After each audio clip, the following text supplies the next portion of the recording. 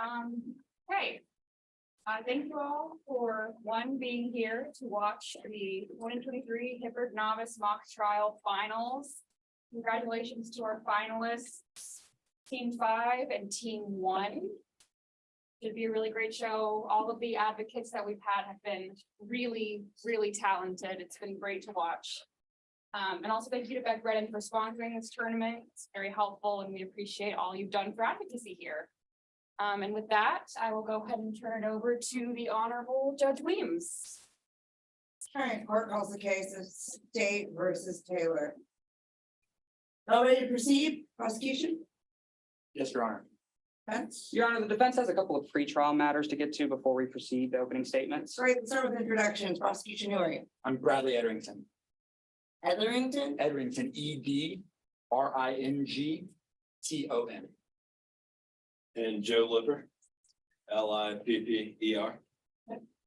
Your Honor, my name is Gunnar Osteen. That's GUNNAROSTEEN.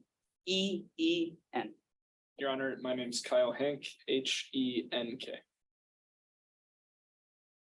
All right. Defense, let's start with your housekeeping. What do you have?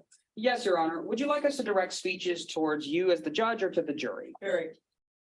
Next, Your Honor, here in Bexar County, objections are commonly assumed to be heard outside the earshot of the jury. Would you like us to assume the same in your court or ask that they be heard? When you make an objection, you just make the objection to the extent you want to approach because you want something said outside the presence of the jury, then you will need to ask to constructively approach. Yes, Your Honor, and the defense has prepared a pretrial binder full of all of the exhibits and depositions that were taken in today's case. My opposing counsel has seen this, and may we approach the bench and tender so that the judge can reference it throughout trial? All right, I'm sorry. Make one. Yes, sir. And next, Your Honor, we ask that witnesses be constructively pre-sworn. Okay. And then finally, we just ask that if time permitting, we allow for 5 minutes after the state's case in chief and after the defense's case in chief, as long as we have time. And with that, Your Honor, Ms. Taylor is ready for trial. All right, Mr. Etherington, Mr. Lipper, do you have anything you want to add? Yes, Your Honor. May we assume that the defendant has been pre-arraigned? Sure. And may we assume that all exhibits have been pre-marked? Yes. That's all. All right, anything further? Are there any motions in limine that we need to take up? Yes, Your Honor, the state has motions in limine in 3 parts. Okay. First, we move to strike mention of cocaine for fear that it's an unfair characterization of Judge Kindness. Give me the context that cocaine would come in. It was found in his blood during a review of the autopsy. All We have no objections, Your Honor. We're fine not mentioning the cocaine. right, am I all good? And next? Yes, Your Honor, the second motion in limine is to remove Exhibit 1 from the proceedings as hearsay. Remove exhibit 1 from the proceedings. You don't want anybody to talk about it. I mean, the exhibit's gonna be an exhibit. You don't want anybody talking about it. You don't want to enter it in. Correct, Your Honor. All right, exhibit 1 is what? Exhibit 1 is a employee review, and we fear that it doesn't have any relevance to the current proceedings. Employee review of who? Chris Jensen, an investigator that is a witness for the state. Awesome. Your Honor, we have no problems excluding Exhibit 1. All right, exhibit 1's excluded. Don't want to talk about it. Next. Finally, Your Honor, we would like to prevent any mention of Exhibit 6, which is a medical record of the deceased Judge Kanyas. I'm just gonna ask you, do you agree with that one? No, Your Honor, we do not. Oh, yeah, fine. Tell me a little bit more about 6. 6 is a medical record of Judge Kanyas from April of the year that he died. It was not performed or recorded by a party to this case or by a witness. And we just don't see that it's relevant to drag the judge's entire medical history into this case. Your Honor, just for a bit of clarification, is opposing counsel saying Exhibit 6 is hearsay, or are they saying it's irrelevant under 401? We believe it's hearsay. Your Honor, this is an exception to hearsay under 8034. It's a medical history describing the judge's past symptoms. Okay.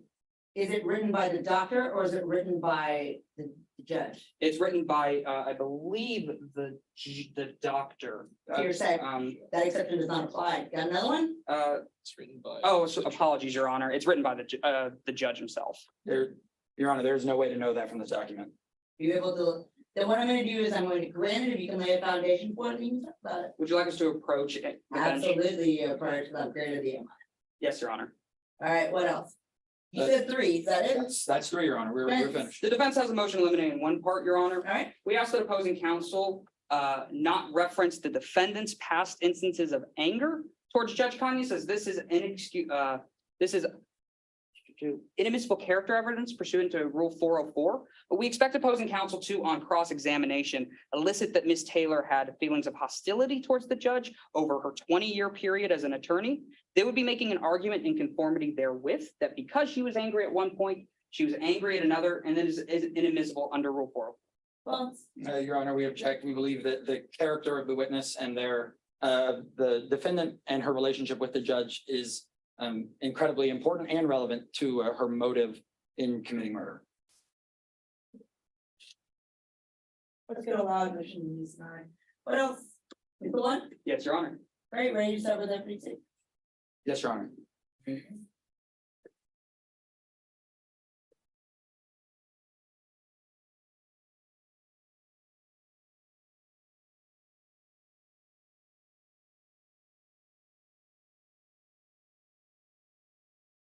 May it please the court.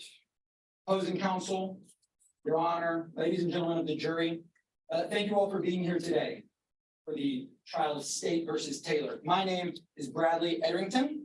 I am joined by my co-counsel, Joe Lippard. And today we are the prosecution in this case. We represent the state. We represent the people. Ladies and gentlemen of the jury, that means we represent you. We are here to share with you evidence that we believe will point to the defendant in this case, Kelly Taylor, as the murderer of Judge Rob Conyers. This is a case of the straw that broke the camel's back. The evidence will show that Kelly Taylor was recently scorned by the judge in a trial, which cost her a $10 million jury verdict. She had lost in front of Judge Conyers before, but this was different. Kelly told the judge she would burn him. She wrote a note to the judge saying she would burn him. By striking the judge in the chambers, we believe the evidence will show that Kelly Taylor did in fact burn the judge. She is the only person that the investigators were able to determine had the means, the motive, and the opportunity to murder Judge Rob Conyers. See, Judge Conyers was a staple of the Dare County legal scene. He was known in the courtrooms for serving people in his community, which he did for over 25 years from the bench. He was known for providing closure to families who had experienced tragedy and for keeping our streets safe. He was a good man. He was a good judge. We ask you, jury, to do one thing today, and that is please don't leave your common sense at the door. Today, we're going to put the pieces of a puzzle out on the proverbial table. We hope that you will take care in hearing the evidence and will walk slowly with us as we show you what the evidence points to and shows. We will show testimony and evidence from Chris Jensen, a man with 15 years of FBI experience. He will walk us through the motive that Kelly Taylor had. That Judge Conyers had recently reversed a $10 million jury verdict that was going in her favor. He will walk us through the murder weapon used and the fact that there are multiple exhibits with Kelly Taylor's fingerprints found on them at the murder scene. And finally, he will walk us through the opportunity. He will testify that Kelly Taylor had the opportunity and access to Judge Conyers the evening that he was killed. We will also bring forward the chief pathologist of Bexar County, Dr. Alex Slavin. Dr. Slavin is a man of the highest academic credentials, Yale undergrad, Harvard medical, and he's worked at some of the largest cities in this country as a medical examiner for over 20 years. This medical expert with 2 decades of experience will show today that there is one cause of death for Judge Conyers. And we believe the evidence will show that Ms. Kelly Taylor is responsible for that death. Today, the burden of proof is on me and my co-counsel, Mr. Lippard, as the state. Let me tell you, we welcome that burden.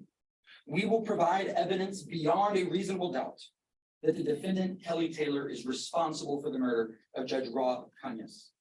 the defense is going to complicate matters. They will bring up accusations of affairs and improper procedure. But ladies and gentlemen, let's be clear. The evidence is there. This is a murder over money. Bring the family of Judge Kanyes closure. Help keep our streets clean. A judge is dead, but justice is not. Find Kelly Taylor guilty. Any statement from the defense? Yes, Your Honor. May it please the court.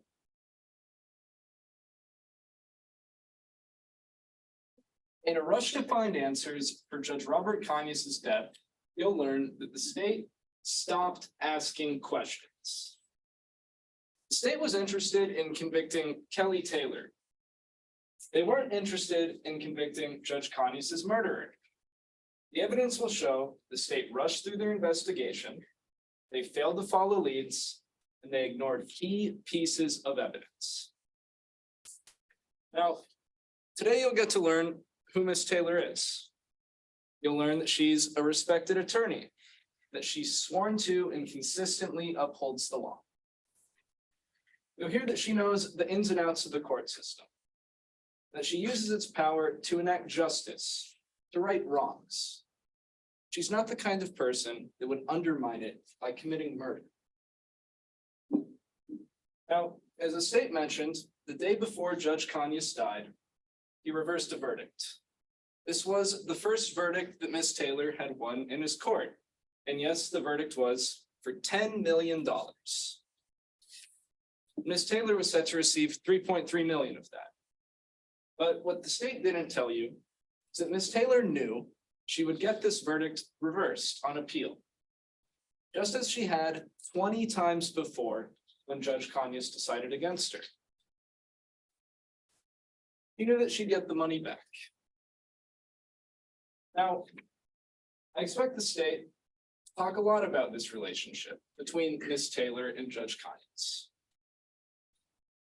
You'll learn that it wasn't the best relationship, but more importantly, you'll learn that this is where the state stopped asking questions.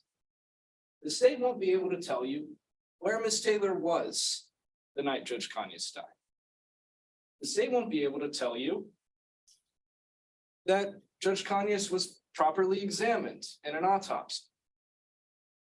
The state won't be able to tell you that their murder weapon points to one suspect. The state won't be able to tell you that they investigated all of those suspects properly. The state won't even be able to tell you where all but one of the photos taken at the crime scene are. The state won't be able to tell you any of this. They won't be able to tell you this because they stopped asking questions. Now, you're also going to hear what really happened. And you'll hear that from Miss Taylor. Miss Taylor will tell you where she was the night Judge Kanyes died. Miss Taylor will tell you what she meant when she said that she'd burn the judge. That she meant she'd get him reversed on appeal, just as she had 20 times over. You're also going to hear from an expert, Dr. Stockard. Dr. Stockard is going to walk you through where the state went wrong in their autopsy. Dr. Stockard, most importantly, is going to tell you how Judge Kanyes actually died. As the state mentioned, they do have the burden of proof in this case, but they didn't tell you what they actually have to prove. So allow me to. They have to prove two things beyond a reasonable doubt. Number one, that Miss Taylor caused the death of Judge Kanyes. And number two, that she did so with knowledge and intent. Now, members of the jury, they have to prove that beyond a reasonable doubt. That means that if you have a single doubt, a single reasonable doubt as to the story the state tells you today, you have to find Miss Taylor not guilty. And I have no doubt that by the end of today's trial, you will have many reasonable doubts about the story the state tells you. That's because they stopped asking questions. The state mentioned a puzzle. And that this case is like fitting pieces of a puzzle together. You won't even be able to tell what their puzzle is supposed to be. So there will be so many pieces missing, all because they stopped asking questions. And because they stopped asking questions, at the end of today's trial, my co-counsel, Mr. Osteen, is going to come up here and ask that you find Ms. Taylor not guilty. Thank you. All right, say, call the first witness. State calls Chris Jensen to the witness stand.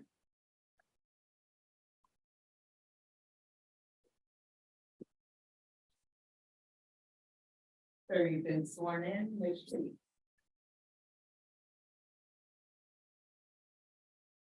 Will you please state your name for the members of the jury? I'm Chris Jensen.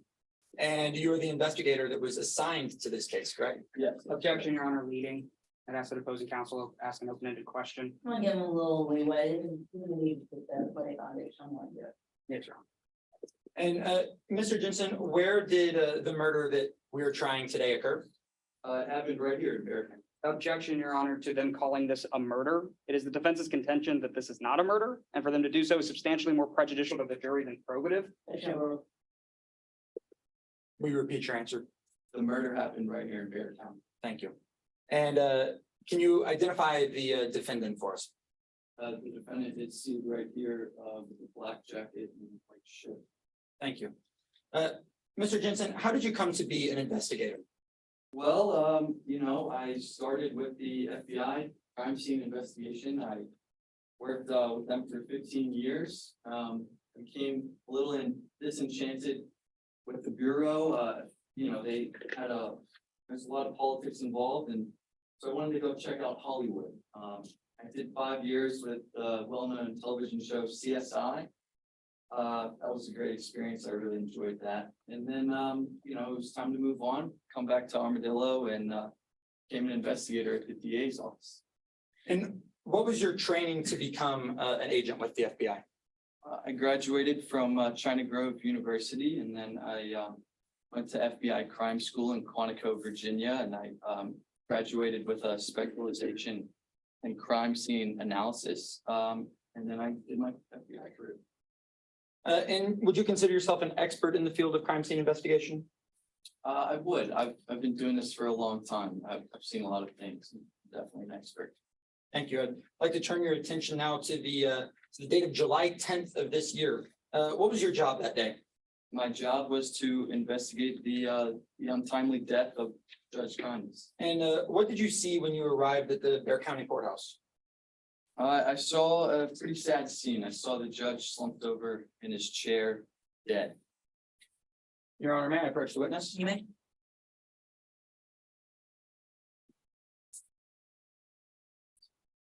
Mr. Jensen, will you identify the contents of this photo for me? Objection, Your Honor. I just asked that opposing counsel show me what they're handing the witness so I can understand what we're talking about. This is exhibit 2. Thank you. I have a copy.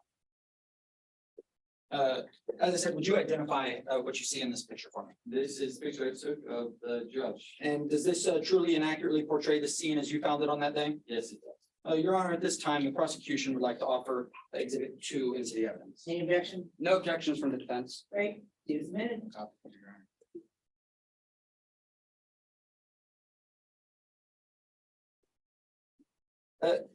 Mr. Jensen, in the moment when you took this photo that we see in exhibit 2, did you observe any injuries to the judge at the time? I did. There was a pretty substantial bruise in the back of the judge's head. Saw that, and next thing in field of vision was a heavy trophy lying on the ground. And Your Honor, permission to approach again. Mr. Jensen, the trophy that you mentioned, we're going to exhibit 5. Is this the trophy that you saw that day? This is the trophy that I saw that day. And does this truly and accurately portray the trophy as you saw it on that day? Yes. Your Honor, at this time, the prosecution would like to offer exhibit 5 into the evidence. No objections. Submitted. Mr. Jensen, you said that you noticed this trophy sitting behind the judge. Was there anything that you could see visibly, physically on the trophy? Yes, I saw a speck of blood. I saw a substantial amount of blood on the trophy. Yes, And did you do any analysis on the trophy, any forensic analysis rather?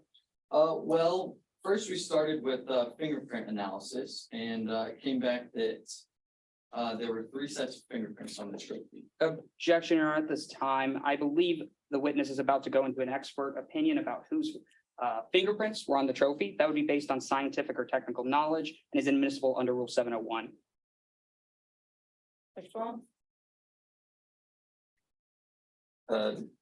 Your Honor, I believe that we've laid the necessary groundwork that Mr. Jensen is an expert in the field of crime scene investigations and thus is more than capable of making inferences and statements on the investigation that he performed. Response to that, Your Honor? Sure. Your Honor, none of these 702 prongs to qualify an expert have been met. We've heard nothing about a method. We've heard nothing about how it's reliable. We've heard nothing about how he reliably applied that method to the facts in today's case. That testimony needs to be laid in order for this witness to be qualified as an expert. Before you get the opinion, you're gonna need to lay the foundation of how he gets there. You understand? I believe so. Do you have any questions about it? But, the objection is the same. Yes, sir. Proceed. So, Mr. Jensen, you found this, we'll back up a little bit after that. Mr. Jensen, you found this trophy at the scene of the crime? I did.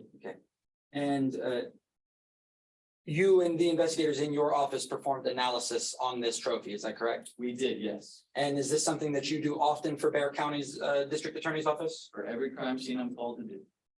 And on this particular, in this instance, on this trophy, did you find any forensic evidence? I did. I found fingerprint analysis. Objection, Your Honor. At this time, I have to re-raise my previous objection. I do not think opposing counsel has properly laid the foundation to qualify this witness as an expert. Just saying that we run tests every once in a while, or that we've done so in every case, but not detailing what tests, how this witness is qualified to run those tests, what the results of those tests were, is not proper 702 foundation. And Your this Honor, my witness is an response would be, expert. this is a 1L novice competition. This is outside the purview of the rules. Well, let me ask you this. All right. I know that the criminal proceedings, the depositions aren't done, but it's my understanding Mr. Benson's given a statement, correct? Correct. Is that information contained within Mr. Jensen's statement? I believe the majority of it is, Your Honor. What he's asking, is that contained in Mr. in officer? What are you, officer? Yes. Okay. What do you think I am? I don't know. I work for the DA's office. You work for the DA's I'm office. an officer. You're not, okay. Let's just call him Mr. Jensen, never disrespect. You don't know your title, I'm not gonna mess that up. All right. Mr. Jensen's previous sworn statement contained the information that opposing counsel is asking for with regards to Maine's methods with regards to the fingerprint analysis. I'm not 100% sure. I don't. Let me ask you, I don't Mr. think that the Epstein, methods are in there. No. is it in there? Your Honor, I don't believe a specific method is laid out. However, that would still not qualify this witness to testify to that information. Yeah, I'm gonna give him some anyway, I'm gonna allow the opinion. Yes, Your Honor. Thank you, Your Honor. Mr. Jensen, I'll repeat the question for you. Would you mind sharing with us the forensic evidence that you found on the trophy? Of course, we found 3 sets of fingerprints. One was of the judge. One was of John Ward, another local attorney who went against Ms. Taylor in the case that happened before the judge died. And the third was Ms. Jensen's fingerprints on the trophy. And did you find anything else of note at the scene of the crime? Yes, I did. There was a jury charge on the judge's desk that stuck out to me in particular. Your Honor, may I approach the witness again? May. Mr. Jensen, is this here, Exhibit 4, is this the document that you're referring to? Yes, this is the jury charge. And without getting into its contents, could you tell us what without getting into its contents, could you identify this as Exhibit 4 for us? This is a jury charge with handwritten note. Thank you. And this is a true and correct copy of the jury charge. Have you found it at the scene of the crime? Yes, it is. Your Honor, at this time, the prosecution would like to offer exhibit 4 in evidence. Sir, I see any objection? Yes, Your Honor, two objections. Firstly, to the there are two hearsay statements within this document. If you look at the background, there's a jury charge with a bunch of writing detailing it. That is a first level of hearsay, Your Honor. And then the second level of hearsay is the writing on top of the jury charge. Both are out of court statements that are inadmissible to prove the truth of the matter and are inadmissible under 801. Do you have any exceptions or exclusions to get these in? Your Honor, I believe this would be an 803.3 exception for then existing emotional or mental state. For which level of hearsay? For the second The level. handwriting? Yes, Exhibit 4? yes, Your Honor.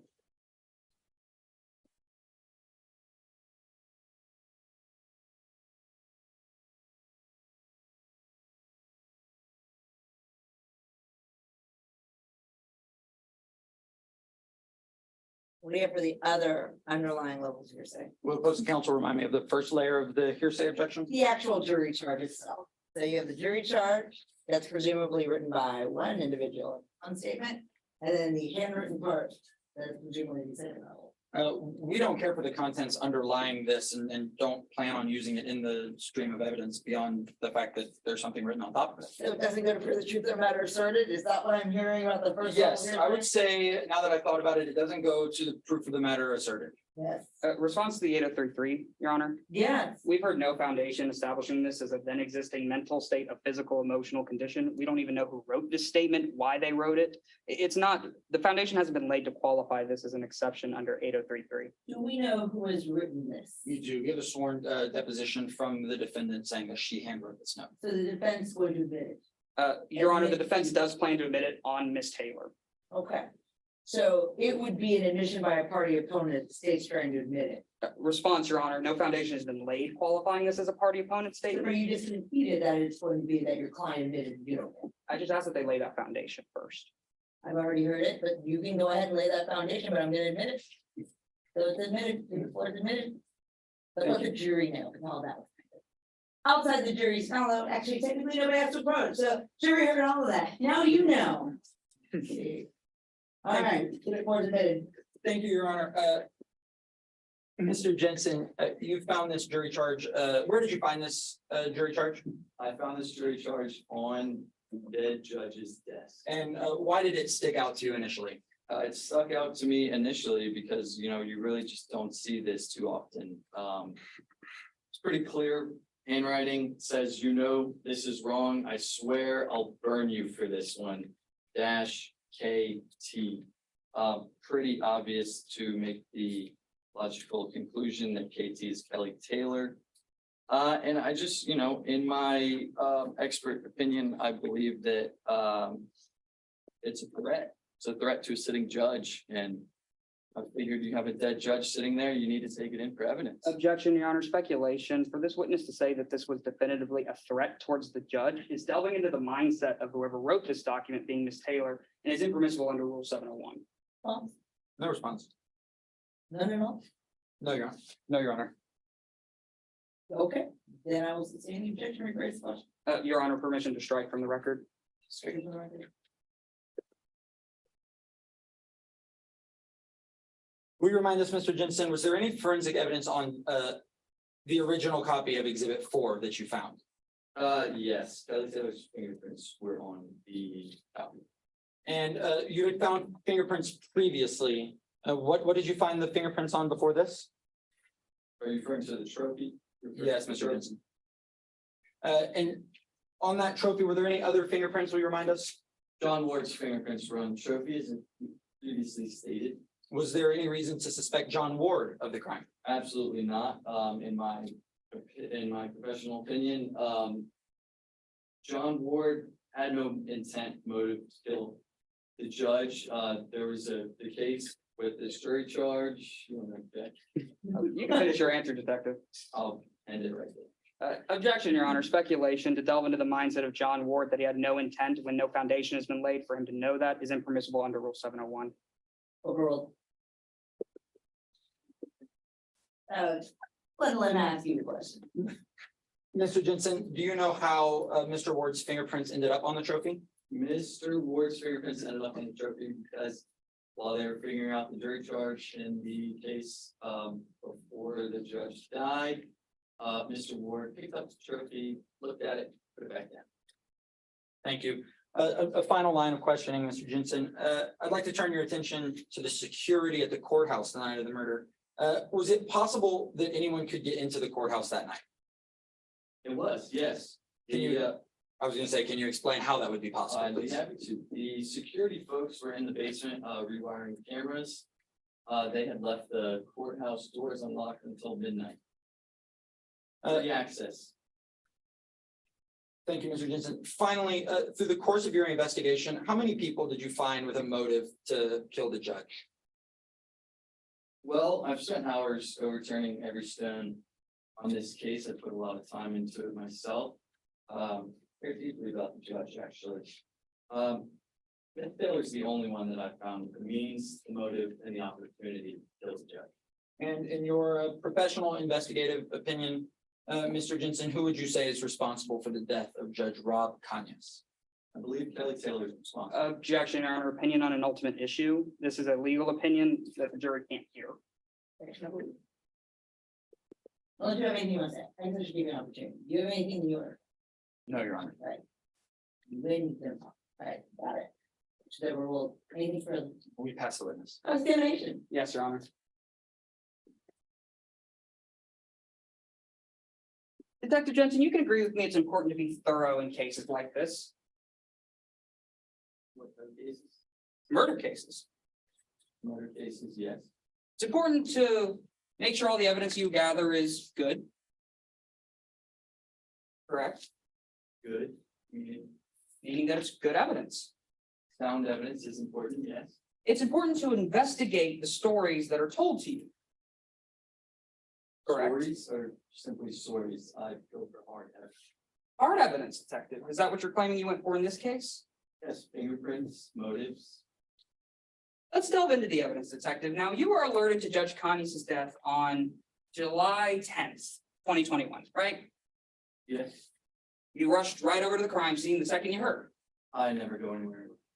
Detective, you went to the crime scene as soon as you heard. I did, yes, I reported diligent. And when you arrived there were officers on the scene. At the crime scene, yes, there were. Now, detective, you didn't speak to those officers, did you? Oh, I did. Said hi, walked in, showed my credentials. Well, you didn't ask them any questions regarding the crime scene, right? I don't remember, Would you like your memory refreshed? please. Your Honor, I'll be approaching Detective Jensen with a copy of his deposition in today's case. Okay. Showing opposing counsel. Yeah. Fantastic. Here you are, Mr. Jensen. Appreciate it. Now, go ahead and read paragraph 2. Go ahead and read on page 2, lines 18 through 25. Look up at me when you're done. All right, bear with me, please, it might take a while. Starting with the Q, Yes. Q. Colon, what time, or what did? Oh, I you're wanted you to read it. Silently. Oh, sorry. And then just look at me whenever you're done.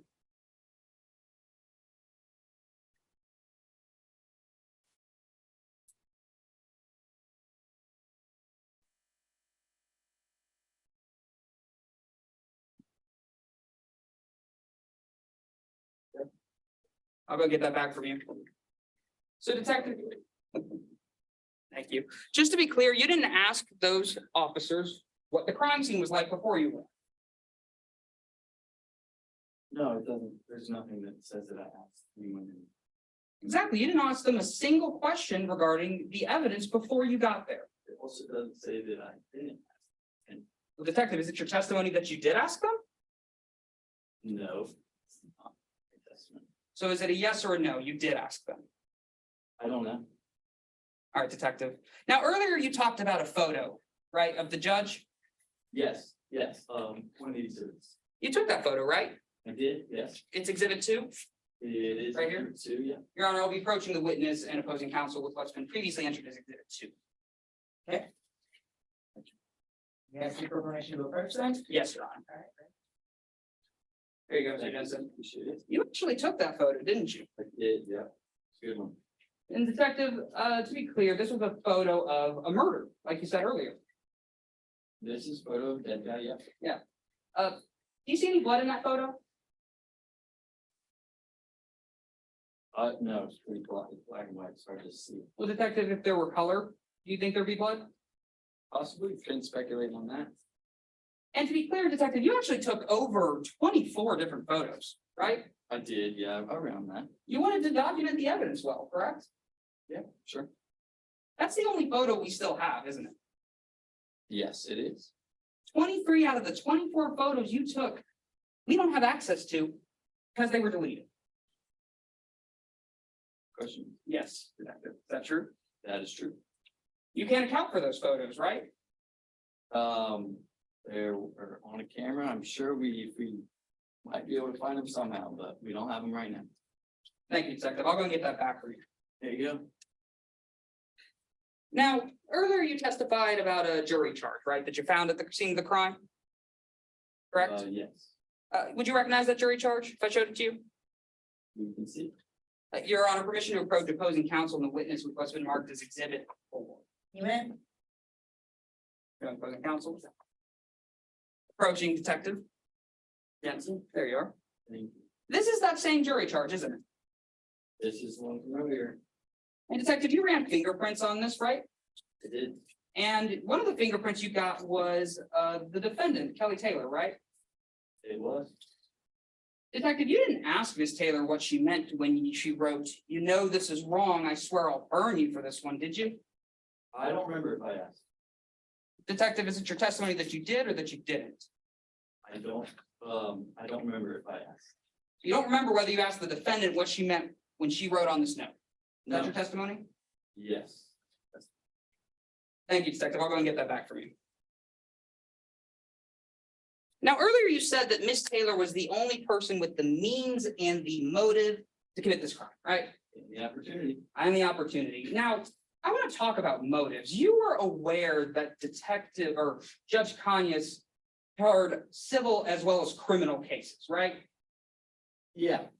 You're aware that over his 20 years as a judge, he had sent many people to prison. Right? That's an inference that I had to make, that one would make, that there's probably send people to prison. Right, we can assume that he sent many people to prison. Well, you're not sure, are you? What was the question? You're not sure that you sent many people to, or that he sent many people to prison?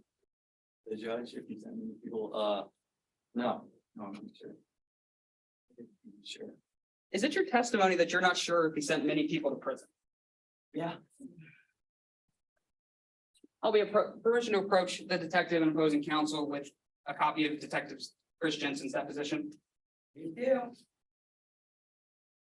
Opposing counsel. Good. Here you are, Detective. Thank you. Now, this is your deposition, correct? It is. You were told to include everything relevant and material when making this deposition, weren't you? Yes. You were told to include everything substantive that happened in today's case, right? Yes. Detective, nothing's been changed or altered with that deposition since you last saw it, right? No. You were told to tell the truth, the whole truth, and nothing but the truth when you were answering these questions, right? Yes. Now, Detective, I'm gonna flip to page 1, 2, 3, 4, 5. If you could find page 5 for me and look at cross-examination, there should be a section titled right there. And just read silently as I read aloud, okay? Sure. As to the last subject, how long was Judge Conyers a judge in Bear County? 25 long years. Question, and during those 25 long years, did he on occasion try any criminal cases? Answer, he tried criminal cases every week. Question, did any of those criminals ever go to prison? Answer, lots of those sorry felons went to prison. Judge Conyers was well known for being tough on crime. I read that correctly, didn't I? Yeah. You read. Thank you, Detective. I'll go and get that deposition back. So we can agree, he sent many people to prison. Correct? Correct? You didn't talk to any of those people he sent to prison, did you? We're behind bars. You didn't even reach out to see who was behind bars and who wasn't, did you? Mr. Harrison, you might want to position yourself in a different place, only because you're back to the jury. Oh, yes, apologies, Your Honor. Right, I don't care, I don't need to see your face, I'm saying that's the wrong way, but the jury does, so you may want to make sure. Not a they can problem, Your see Honor. you. You didn't reach out to determine who was in prison and who wasn't, did you? Detective, it's been a little over a year and a half since Judge Conyers died, right? Yes. In that time, have you ever asked the defendant where she was the night Judge Conyers was murdered? No. Have you ever asked her a question about that jury indictment form I showed you earlier? No. Did you ask her a question about that trophy you talked about earlier? No. Detective, in the year and a half since Judge Conyers died, you've never once spoken to Miss Taylor, have you? I don't know where Miss Taylor's been. She probably was arrested pretty quickly after the murder of Judge Conyers. She's could have been locked away for a long time. I honestly am not sure. Detective, I understand you want to talk about that, but I asked you if you talked to Miss Taylor since the judge's death. No. Thank you, Detective. No further questions. I now pass the witness. Redirect. Yes, Your Honor. Mr. Jensen, I'd like to make this brief. In your experience as a crime scene investigator, who would you say is responsible for the death of Judge Rob Conyers? In my experience, gathering all of my right intellect I can put together, I would say that Kelly Taylor is responsible for the murder of Judge Rob Conyers. No further questions, Your Honor. May he be allowed to step down? Your Honor, in this jurisdiction, there is no recross, so nothing further. No, that's why I asked if he may be allowed to step down. Your Honor, we would like the. The answer is yes? Yes. Yes, great. Yes. Certainly, state plaintiff's witness. Your Honor, today would like to call Dr. Alex Slavin to the stand.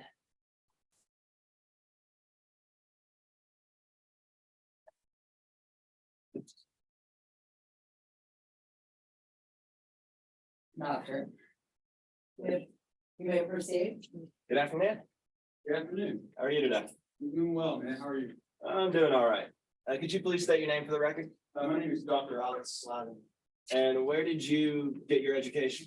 So I went to Yale undergrad with a degree in nuclear physics and microbiology. And then I ended up in Harvard Medical. And did you graduate from Harvard Medical School? I did. I graduated with highest honors. From Harvard Medical School. And after graduating, where did you conduct your residency? I conducted it in Los Angeles. Why Los Angeles? Because I figured that it would have more bodies to look at than virtually any other city. And once again, would you say, have you ever testified as an expert before? Yeah, I have in my recollection, yeah. Your Honor, the state would like to qualify Dr. Slavin as an expert.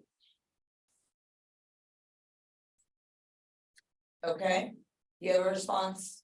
Yes, Your Honor. What are you tendering him as an expert in? Medical doctor. Just like general medical Pathology? pathology? All right.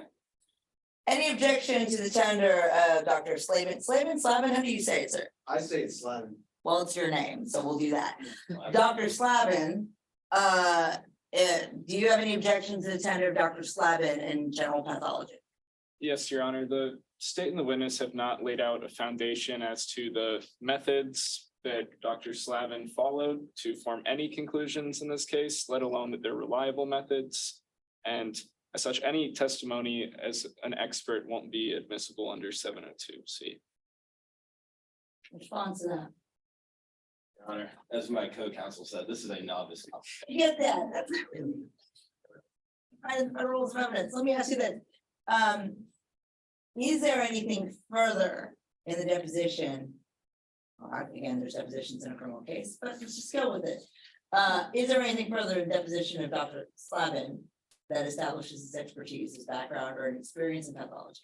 Dr. Slavin hasn't, Let's see what he says, okay? Dr. Slavin has an autopsy protocol published.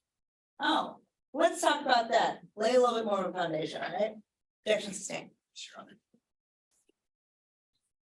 Your Honor, may I approach the witness? You may.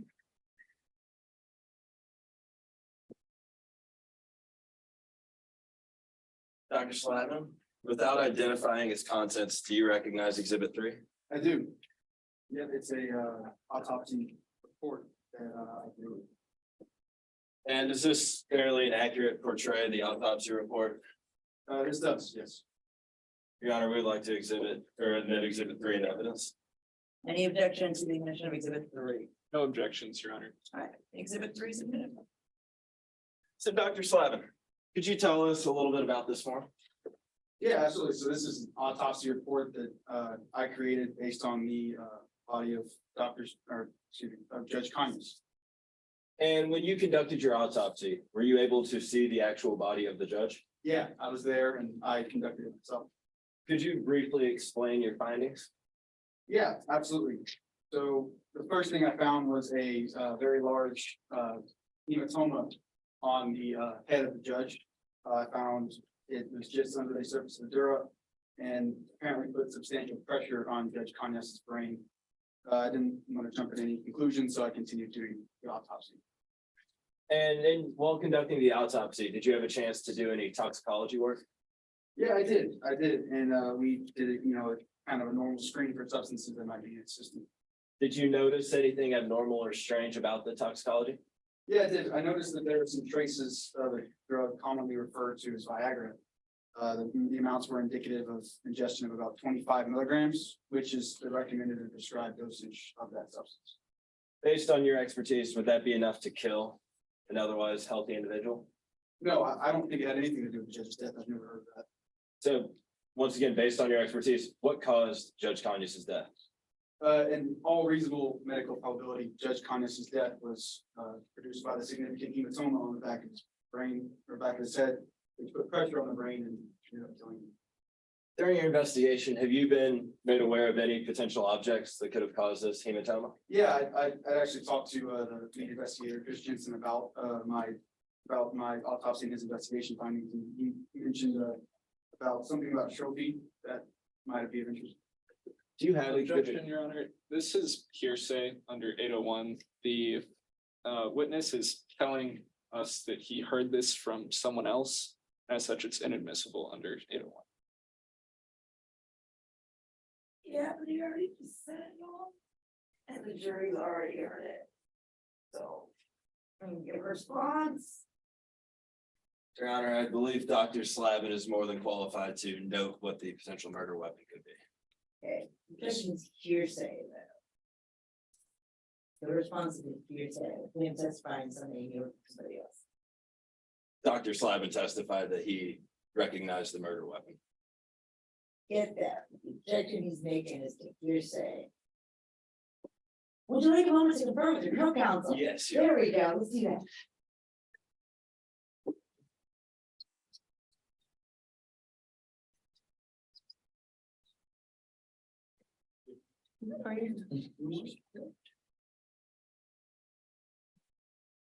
All right, let's try it again. You have an objection, you have a response to the objection, hearsay, either an exclusion or an exception. No, Your Honor. Huh. Well, I'll go back to my original point. Your objection is a little untimely, because you already said the whole thing. Yes, Your Honor. Could we potentially just strike that from the record? I understand that it was already said, but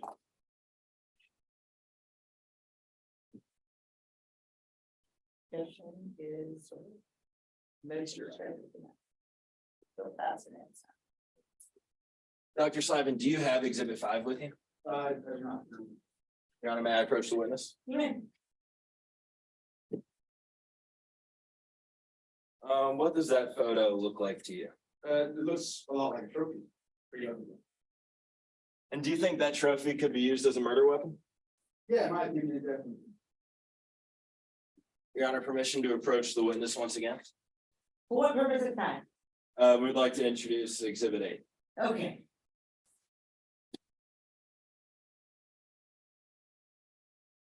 Without diving into its contents, do you recognize exhibit A? I do, this is an autopsy protocol that. And is this a fair and accurate portrayal of your autopsy protocol? Yeah, this is it. Your Honor, the state would like to enter exhibit A into evidence. Any objection? No objections, Your Honor. All right, exhibit 8 submitted. Dr. Slavin, as an expert in your field, do you feel entitled to create your own autopsy protocol? Yeah, I do. I think that once you've had, the amount of work that I've had and the credentials that I have, I feel like I definitely deserve to be one creating protocol. Do you believe that the medical field is a fast changing one that could require some adaptations? Yeah, I do. I think it's ever changing. There's always more scientific advancement, there's, all sorts of things that can cause it, more of an ebb and flow. State press is the witness. Make sure you stand and then you say anything to the court. All right, is there a cross? Yes, Your Honor. All right, we're proceeding. Dr. Slavin, you just talked a lot about what you did conclude, but I'd like to start by talking about what you couldn't conclude. Okay? Before we begin, I'm gonna remind you. Yes, Your Honor. Yeah. Dr. Slavin, you can't tell this jury who killed Judge Conyers, can you? And in my medical opinion, I believe I can.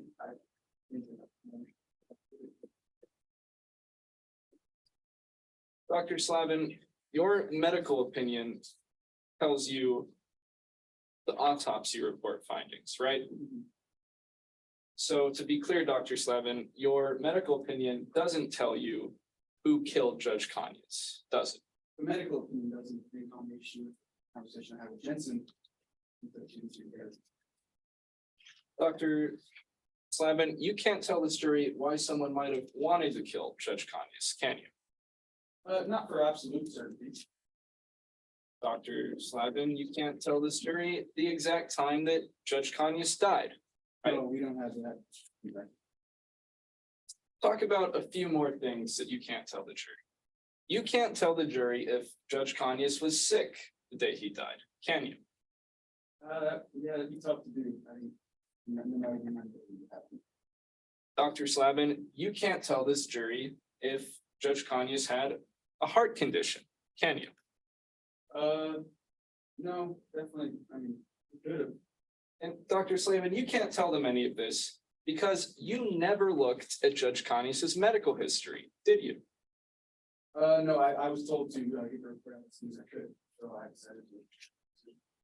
Dr. Slavin, to be clear, you are the chief pathologist, right? Yeah, that's my position. Dr. Slavin, earlier you were looking at the autopsy report that you created. Do you still have a copy of that? I believe I do. Just to be clear, going to be talking about Exhibit 3.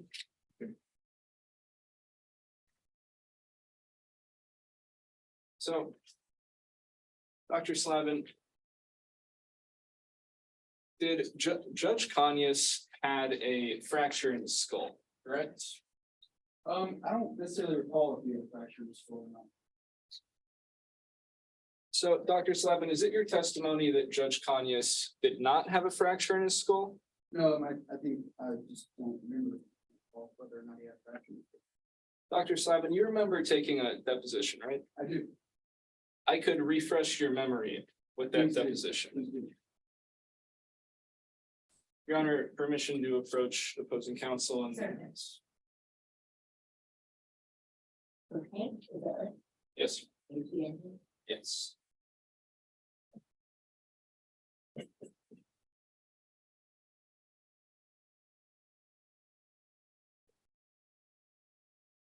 Now, Dr. Slavin, if you could go to page 2 and read the paragraph between lines 7 and 12.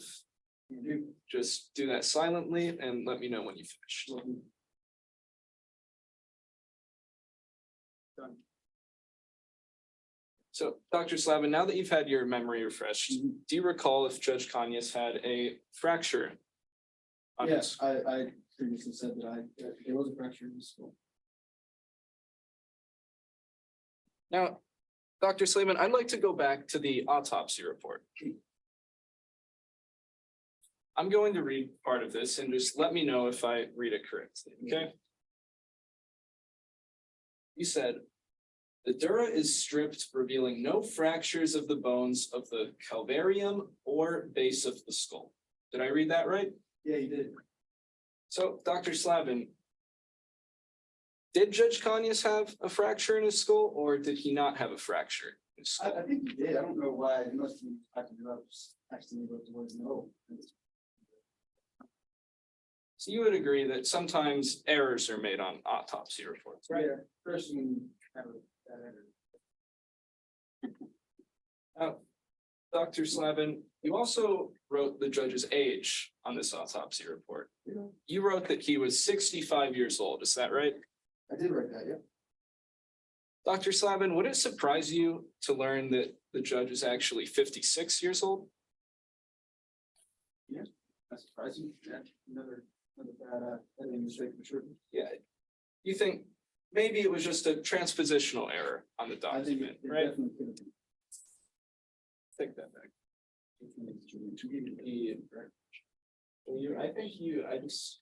This might be your. Yeah, I think he gave you the definition. I had, He gave me the definition this- back, I I think believe. all I of think this- he happened to have another copy. That's Great. So, Dr. Slavin, you also briefly mentioned your autopsy protocol. Yes, I did. Dr. Slavin, you would recognize a copy of that protocol if I were to show it to you, correct? Yeah, I actually had it with me. Again, this is Exhibit 8 that I'm going to be referencing. So, Dr. Slavin, under step 7, you wrote, in every autopsy, the following organs must be removed and examined in the following order: heart, left lung, right lung, pancreas, and liver. Did I read that right? You did.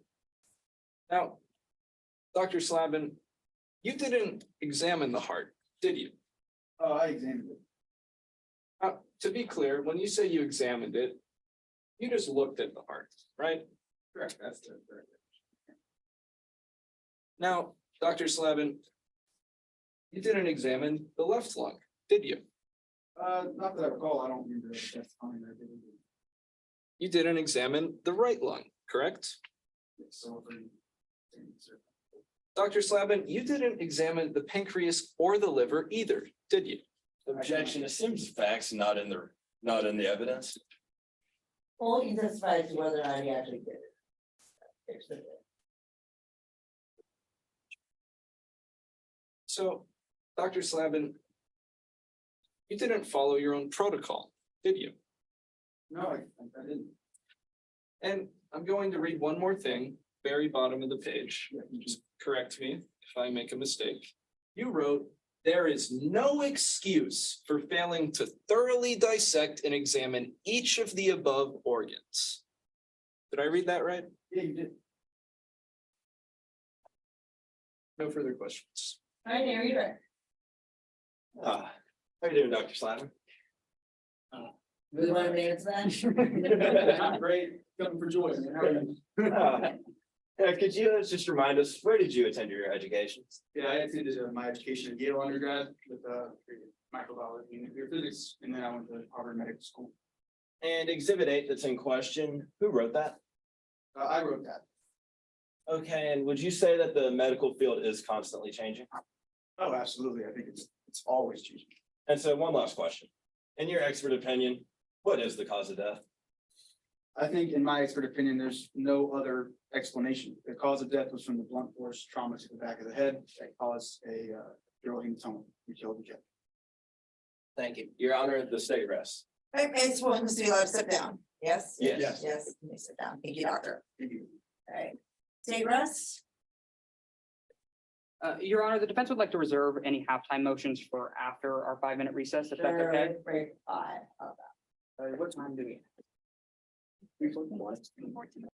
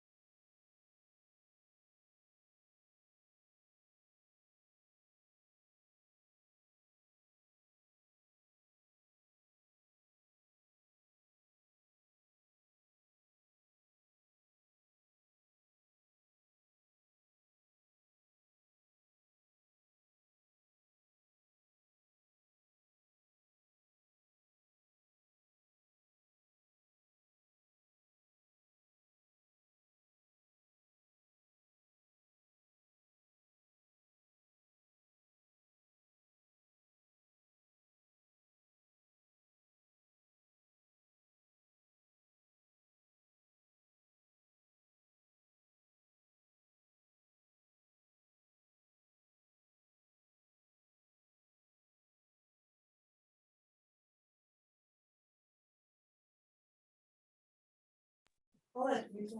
3 o'clock right? Council clock, one. Oh, wait, you have a motion. Yes, Your Honor, the defense would like to move for a motion for acquittal pursuant to Rule Let's 29. do it outside of the presence of the jury, how about that? Yes, Your All Honor. right, well, to the presence of the jury, make a motion.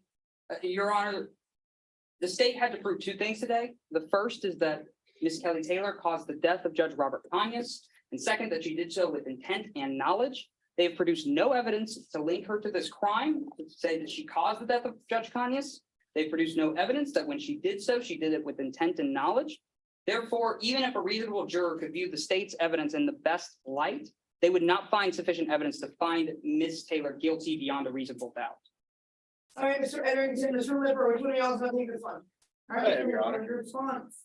As the defense said, we had the burden of proving beyond a reasonable doubt that Miss Kelly Taylor both caused and intentionally and knowingly caused the death of Judge Conyers. We have adequately shown intent through the rage of anger she put by writing burn the judge on the jury charge. Her fingerprints were on the jury charge found in the judge's office and found on the murder weapon used. And regarding the cause and knowing, Miss Kelly Taylor had perfect intent, perfect means, motive, and opportunity to enter the judge's chambers and murder poor Judge Conyers. Thank you. Response. Your Honor, I stand on the basis of my original motion. Perfect, the objection, the motion is denied. Back in front of the jury, defense call your next witness. We'll call your first witness, actually. Defense is going to call Dr. Stockard. So would like to call Dr. Stockard. Would like to, or you're doing. Would like to, Your Honor. The Or reason go- why he would not come up.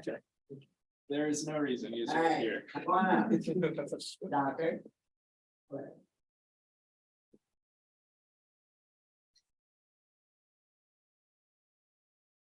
Good afternoon. Could you please introduce yourself to the jury?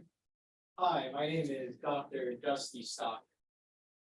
And Dr. Stockard, what do you do for a living? I'm a pathologist for a company called Autopsies Today. And what do you do at autopsies today? So I do really 2 things. I perform autopsies of my own, and I also review the autopsy records of others. And Dr. Stockard, how are you qualified for this position? What school have you completed? So I did my undergraduate at Lone Star University in Animal Sciences. I moved on to Bexar County Medical School, where I got my MD, and I did my residency in pathology at Vega. And Dr. Stockard, how did you end up here in Bexar County as a pathologist? After my residency, I decided to move to the private sector. So I started working for Autopsies Today at Lebanon. And how did you end up involved in today's case? I was asked by the defense to go over the autopsy records of Dr. Alex Slatt. All right, Dr. Stockard, before we get into what you concluded, let's walk the jury through how you generally review an autopsy. What do you do first? Sure, so the first thing I do is I look at the records for the internal and external examination. I find what they notated in terms of cuts, bruises, any sort of abnormalities of the internal organs. And I look to see if the facts that are stated support the cause of death. And Dr. Stockard, does that end your investigation or do you do anything else? No, I have free range to perform whatever test I feel is necessary to further either prove the cause of death or disprove. And is this a reliable method, Dr. Stockard?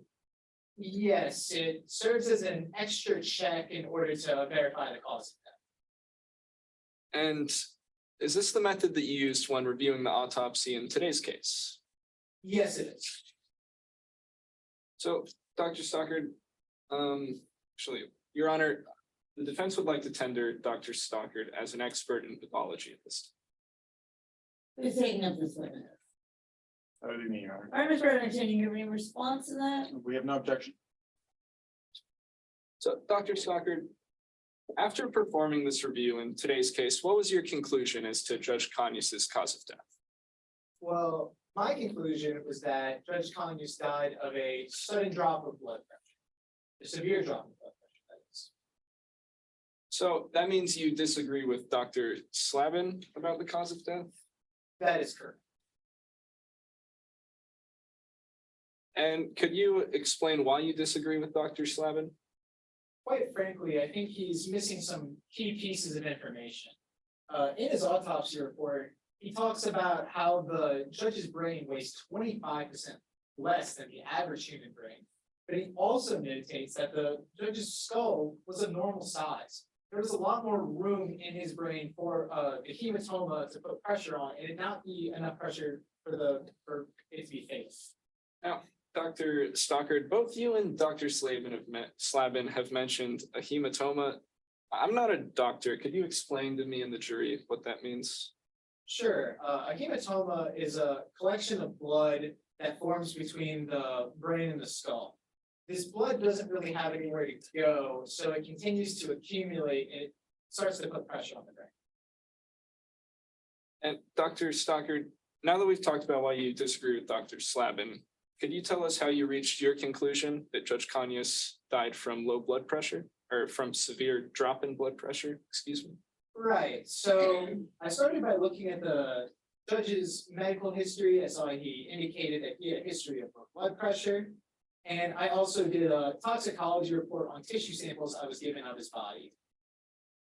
Your Honor, at this time, I'd like to approach the bench and re-urge the motion in limiting about the judge's medical history. All right, you wanna get into it? I kept it out. What say you now, Mr. Edmonds? For reference, this is Exhibit 6. Yes. Still wanna keep it out?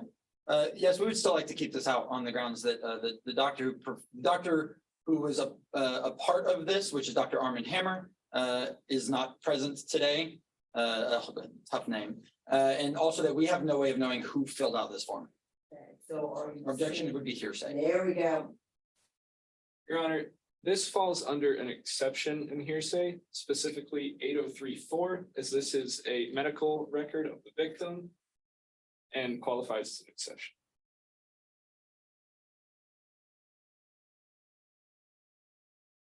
Okay. You're gonna have to go further with that because 8034 doesn't say that it's because of medical record.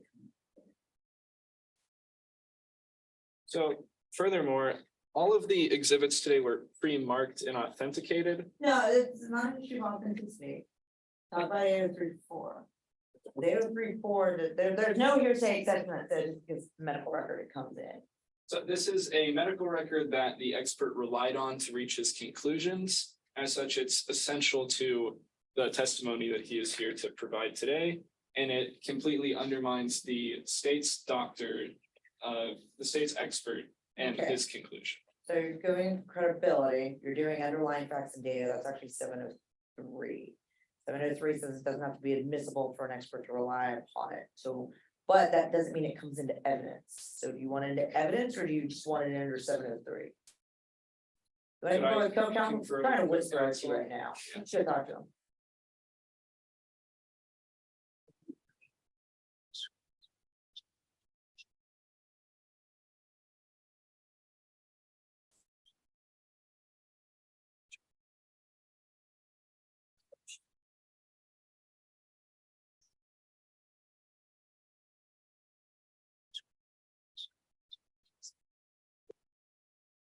All right, So, Your Honor, specifically in 8034B, this discusses medical documents that describe the victim's past medical history, which is what Exhibit 6 is. so if your argument is that the statements contained in Exhibit 6 were statements of patient used for the purposes of getting medical attention for a medical diagnosis by a doctor. Yes, Your Honor. We continue to object on the grounds that we have no idea who Dr. Armand Hammer is, or when or who filled this form out. I mean, technically, so we're gonna say that these things are what they purport to be because of stipulation of authenticity. So when it says Rob can, yes, I'm gonna assume that we're that we agree that this is Rob can has filled this out. That is an interesting point because then it means it's hearsay upon hearsay. So one level of statements come in. What's your response to the other level of statements? The Dr. Khan, former Judge Conyers' statement is one level of hearsay, the other level of hearsay is the actual form. What is your basis for your exception or exclusion? For hearsay, you have the form in. So the form, I would say, is the same exception that the form contains all of the important information. I'm not exactly sure how to differentiate between the form and the information. Well, because the form is written by one individual, that's one declarant. Judge Conyers filled out the other part, that's the second declarant. So, yes, Your Honor. The actual things on the form are not important, and I will not be, that's not the truth of the matter asserted. There we go. So the first level of hearsay doesn't go prove the truth of the matter asserted, you don't. Yes, Your Honor. Objection to rule. It's exhibit. Permission to approach the witness and opposing counsel with Yes. exhibit 6.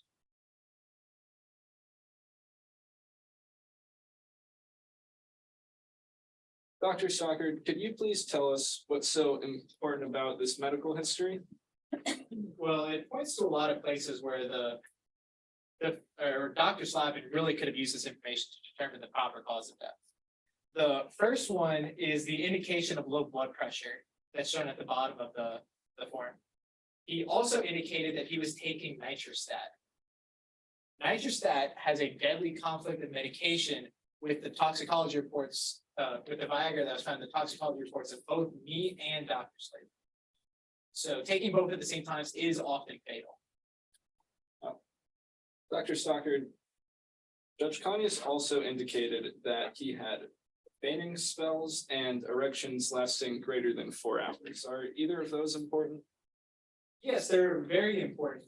Viagra has a direct correlation between the severity of your symptoms and how much you're taking. Though both me and Dr.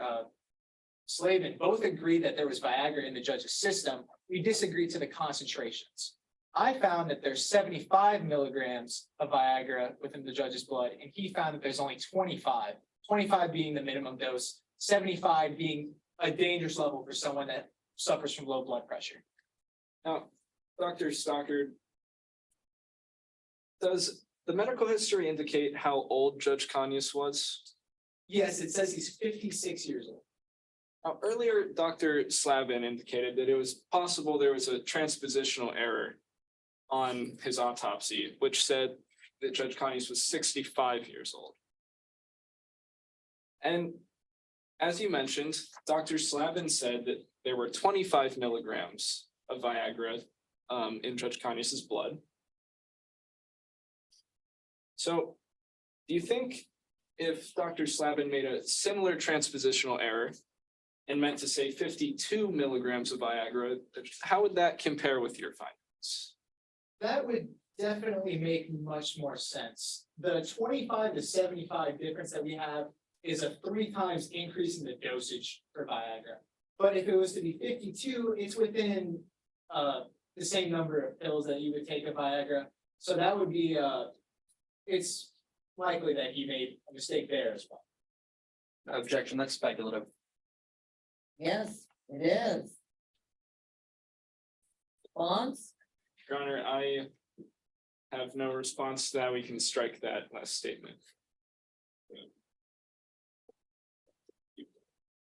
It's what, to be clear. Would you like? Your Honor, I'll allow him to strike that from the record. All right, motion to strike is. To be clear, the strike being that it is probable that Dr. Slavin created or had an error in his autopsy. Since we agree to remove that and strike from the record, it will be stricken from the record. Your Honor, I'll take that back. So, Dr. Stockard, could you just please tell us all what your ultimate conclusion was on Judge Conyers' death after conducting your entire analysis? Sure. My medical opinion is that Judge Conyers died of a severe drop in blood pressure caused by a combination of a conflict of medication between Viagra and nitrostat, and also taking high amounts of Viagra while suffering from low blood pressure. Thank you, Dr. Stockard. At this time, I'll pass the witness. Cross-examination? Thank you, Your Honor. Dr. Stockard, how are you today? I'm good. Thank you. Dr. Stockard, you said in your testimony, you went to medical school over a period of 8 years, is that correct? That is correct. And the average time it takes to complete medical school is 4 years, is that correct? You can complete it in 4 years. I wouldn't say it's average. In your deposition, you stated that you were working part-time while you were in medical school, is that correct? Yes, I did have the money. And will you remind us who your employer was while you were in medical school? I don't remember off the top of my head. Is it true that it was a meatpacking plant? Yes, Thank you. In your deposition, you also stated that after medical school, you went and worked in Vega, is that right? yes, that's where I did my residency in pathology. Your deposition says this, it says that you worked there because you wouldn't be bothered having to cut up bodies, is that right? I enjoy my free time. If I can choose a place where I can do residency and also have free time, what I would like to do. So is it fair to assume that over the course of your residency, you rarely, if ever, dealt with bodies? I wouldn't say if ever. It's, I finished my residency. You have to deal with stiff bodies. You wouldn't say if ever, but you would say rarely. Less frequently than other places. Is it fair to say that the hands-on experience that you have is less than that of Dr. Slavin? In physical number of autopsies performed, I would have a lower number, but there are other indications of experience than just hands-on. Sure, thank you. I'd like to move to the mention of Viagra that we've talked about. You state that the amount of Viagra in the judge's system was 75 milligrams as opposed to the 25 reported by Dr. Slavin, that's correct? Yes, that is correct.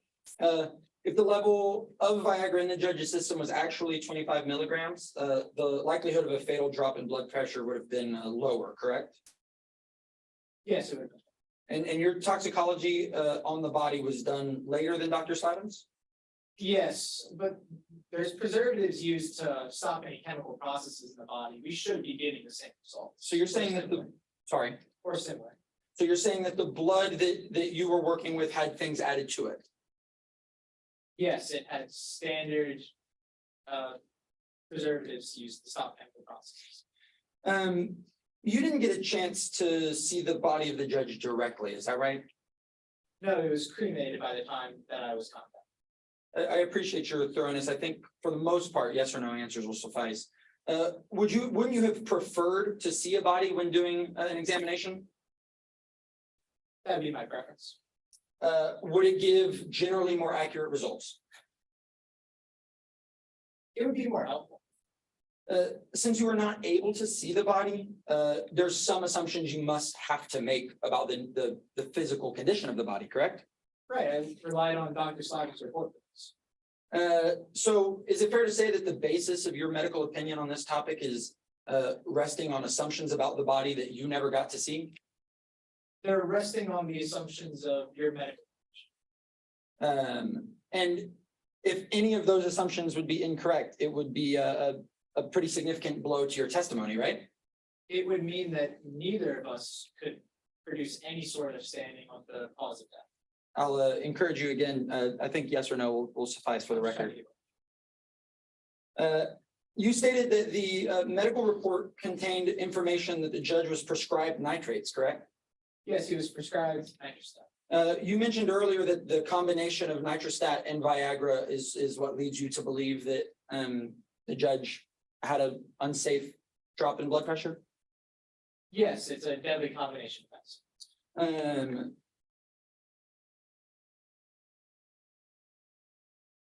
Your Honor, permission to approach the witness? Well, what purpose? I would like to speak with him about an exhibit of evidence that's already been admitted. Oh, okay, go ahead. Thank you.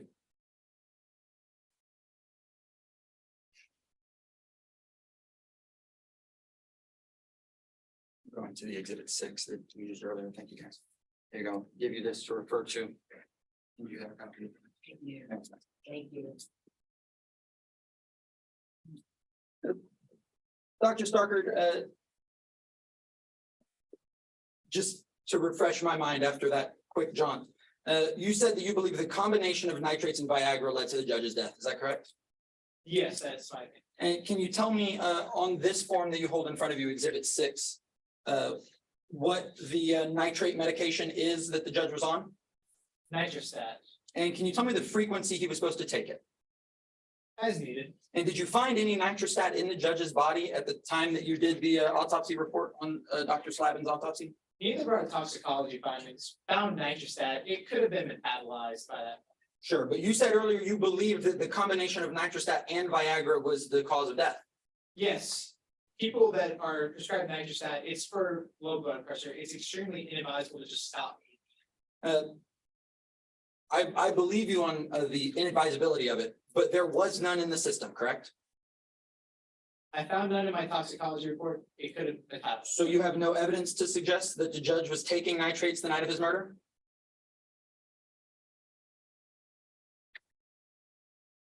All I have is the indication that he was taking. You have evidence through the blood that he took Viagra, is that correct? Yes, that is correct. Does that mean you have evidence that he didn't take nitrates since it's not in his blood? It could have metabolized. I can't say for sure. Without the judge ingesting nitrates, your opinion that the judge died by a combination of nitrates and Viagra is essentially destroyed, correct? I wouldn't say destroy. So you're saying it's possible for somebody to die from a combination of nitrates without consuming nitrates? I'm not saying he didn't consume nitrates. But if he hadn't, he couldn't have died from a combination of the drug. I'm saying it's probably metabolized. That's not the question, sir. Is it true that you can't die of a combination of drugs without consuming the drugs? Yes, you cannot die of a combination of drugs without first consuming. Thank you. You did not get to view the hematoma that the judge had on his body, is that correct? That is correct. I wasn't able to see the body of screen. So you're testifying here today that a person walked in the judge's chambers and hit him on the head, even though he had already died. Yes, that's what Dr. Slavin's own report says. The gash on the head had a very small amount of blood around it. That would indicate that the injury was suffered post-mortem. And that if he had been struck while he was alive, there would have been blood everywhere. You would have seen it. It's in Dr. Slavin's own autopsy report if you want to refresh your memory. I think I will do that, thank you.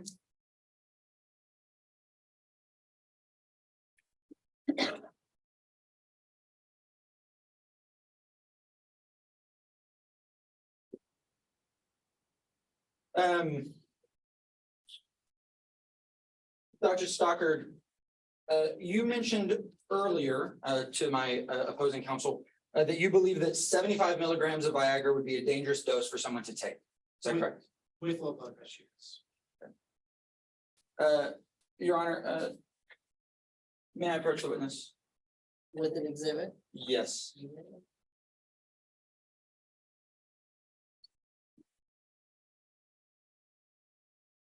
Dr. Stockard, sorry. Exhibit 7. Do you recognize this advertisement for Viagra? Yes, I did. And is it true that you have seen this before? Yes, I have. And will you remind us where you saw it previously? A medical journal. Which medical journal would that be? Journal of Animal Pathological Science. Pathology Science. Thank you. Would you mind reading the recommended dosages of Viagra from the very bottom of that advertisement? Objection, Your Honor. This has not been admitted into evidence. Sustained. I get any evidence for you. Bring that on. Your Honor, the state moves to admit exhibit 7 into evidence. Objection. Any objection? This document is hearsay. I don't believe that this is an out-of-court statement that he's going to attempt to use to prove the matter within the document. Response to hearsay objection. Our hearsay objection, Your response. or yes, sorry, our hearsay, the exception.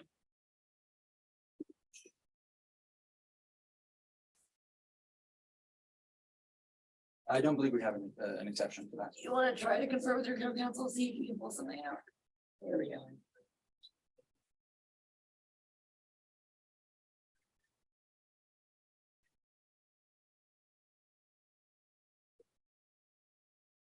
We believe that this is an exception to hearsay as a public record. It is entered into a published journal of science.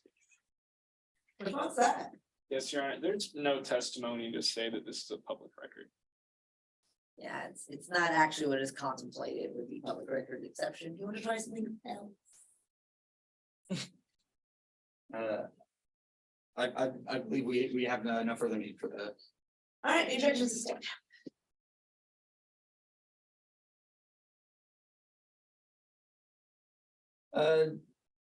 Dr. Stockard. First of all, thank you for your patience. I'm almost done. You're testifying here today for the cause of death of Judge Rob Kanyas, That is correct. and you've never seen the body of Judge Kanyas, is that correct?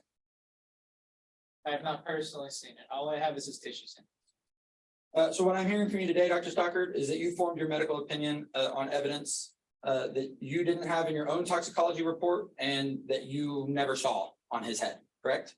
I formed my medical conclusion from the tissue samples, his medical history, and the autopsy report of Dr. Slavin. You pass the witness. Any redirect?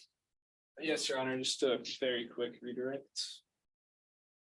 So, Dr. Stockard, they just asked you a lot about combination of nitrates and Viagra, but they didn't talk a lot about low blood pressure. So I just wanted to ask, is it your expert opinion that the cause of death was solely of nitrates and Viagra? It's a combination of conflict of medication between nitrates and Viagra, and also taking large amounts of Viagra with low blood pressure. No further questions. Thank you. And maybe ask the witness. please. Yes, you're excused, doctor. Thank you so much. Defense counsel, call next witness. Yes, Your Honor. The defense calls Kelly Taylor.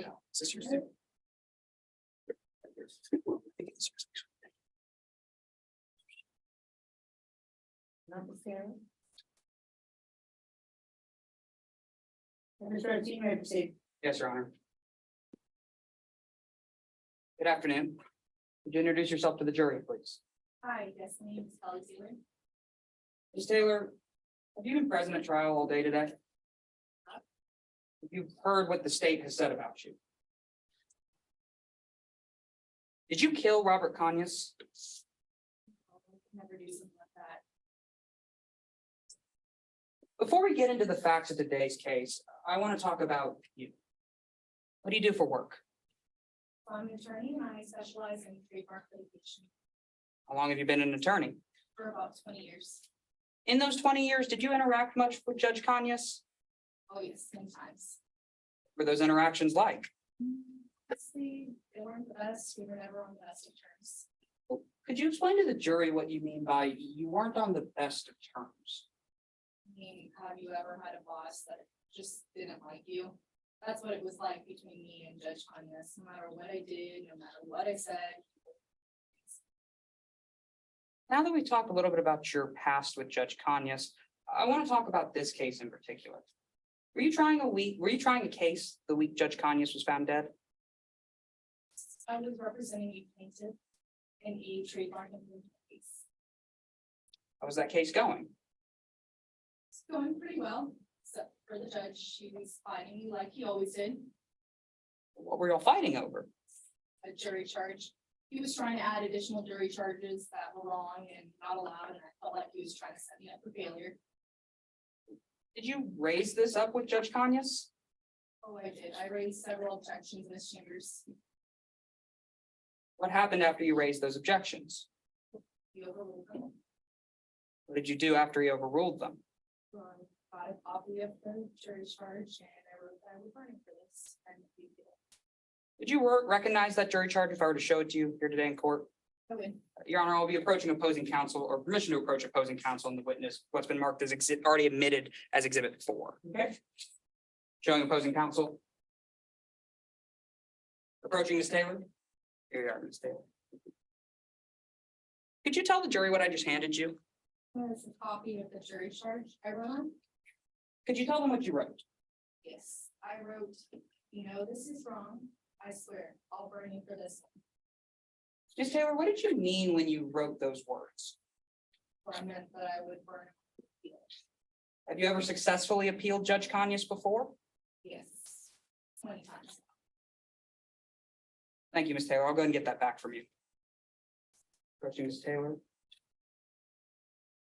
So what did you do after you scribbled down on this jury charge? Well, the judge added the additional jury instructions and the jury came to a verdict. What was that verdict? Well, surprisingly, they ruled in my client's favor and awarded us $10 million. How did you feel when you finally got that $10 million verdict? I was pretty happy about it. What happened after the verdict came down? Well, once the jury filed out, the judge issued a JNOB motion and vacated the jury award. What was your reaction to the judge vacating that jury award? I was upset, but you know, we could get an appeal that even at home and I was. Were you at home all night? I was not, I went to the movies. What did you do after you went to the movies? I some sleep. What happened the next day? I was awoken by a loud banging at my door, and the next thing I knew, I was being arrested for murder. Ms. Taylor, were you here when the state's detective talked about a trophy? I was. Would you recognize a picture of that trophy if I showed it to you? I would. Your Honor, permission to approach the witness with what's been previously entered as Exhibit 5. Approaching opposing counsel. Approaching the witness. Ms. Taylor, what have I just handed you? It's a picture of the trophy that was on this. Have you ever touched this trophy before? Yes, I have, actually. John Ward, the defense attorney, had picked it up and handed it to me, and asked why the judge would do such a thing. Ms. Taylor, did you use that trophy to murder Judge Conyers? No, it's not. Thank you, Ms. Taylor. Approaching the witness to receive Exhibit 5. Now, Ms. Taylor, this is going to be a little uncomfortable, but do you know who Dr. Alex Slavin is? I do, I was in a relationship with him. Are you still in a relationship with Dr. Slavin? No, I broke up with Was that breakup peaceful?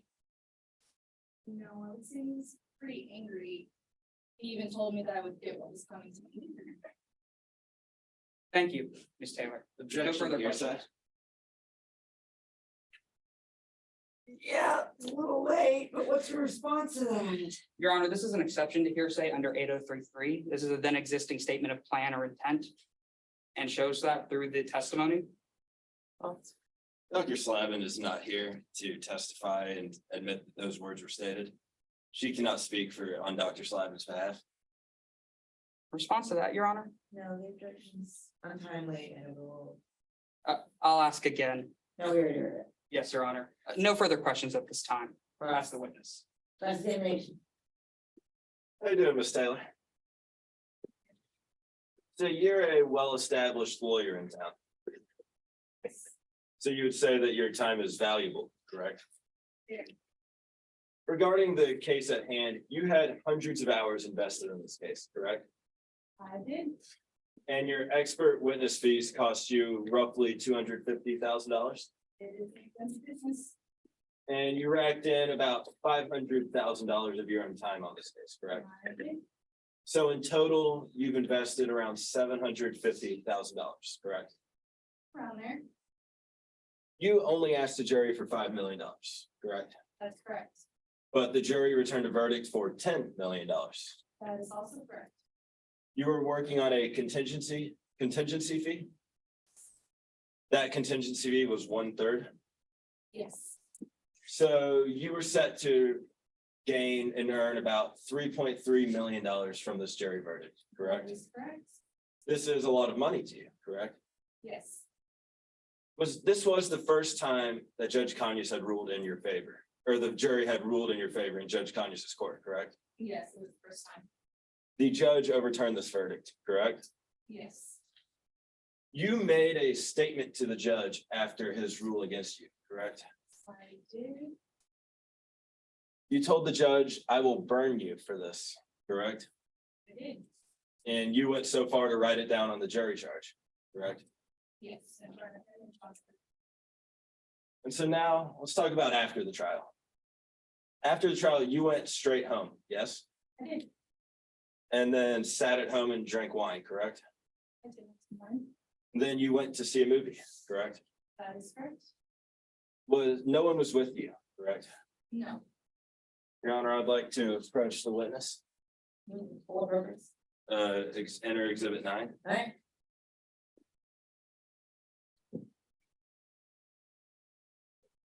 I asked that opposing counsel just show me what they're about to hand Ms. Taylor. Thank you.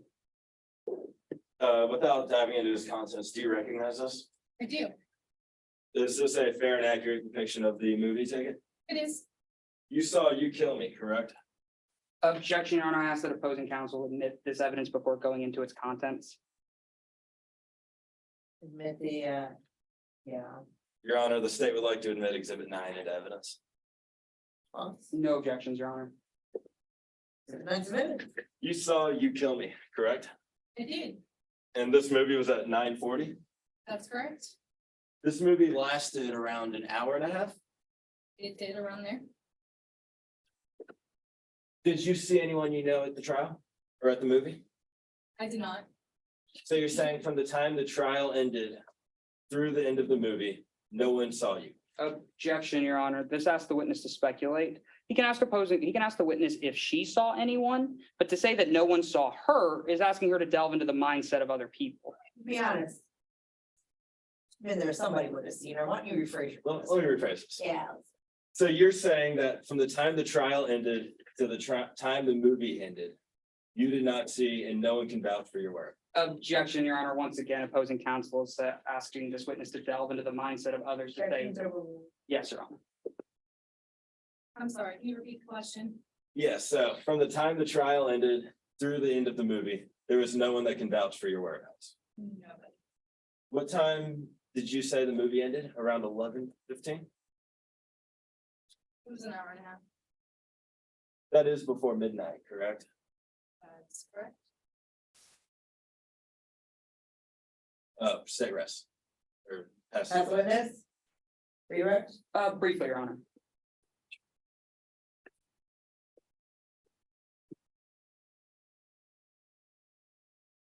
Ms. Taylor, earlier the state just talked about the costs you incur when trying a case. Now, when you get a case overturned on appeal, do you usually recover on those costs? You do? And did you expect to recover on the costs in this case, the one Judge Conyers ruled against you on? We usually do. Please appeal. Thank you, Ms. Taylor. Nothing further. We ask that Ms. Taylor be excused. Face it down. Next one, next witness. The defense has no more witnesses to call, Your Honor, and with that, we rest our case in chief. We just ask for a brief 5-minute recess before proceeding to closing statements. We're doing okay on time. Yeah, 5. Back at 4:05.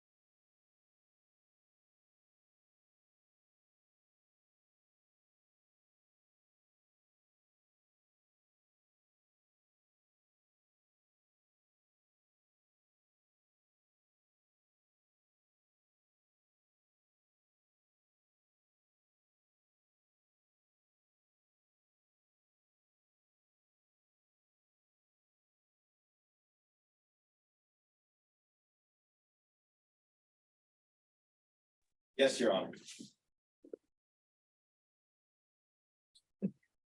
Reserving your time for rebuttal, Yes, maybe reserve a couple of minutes for rebuttal.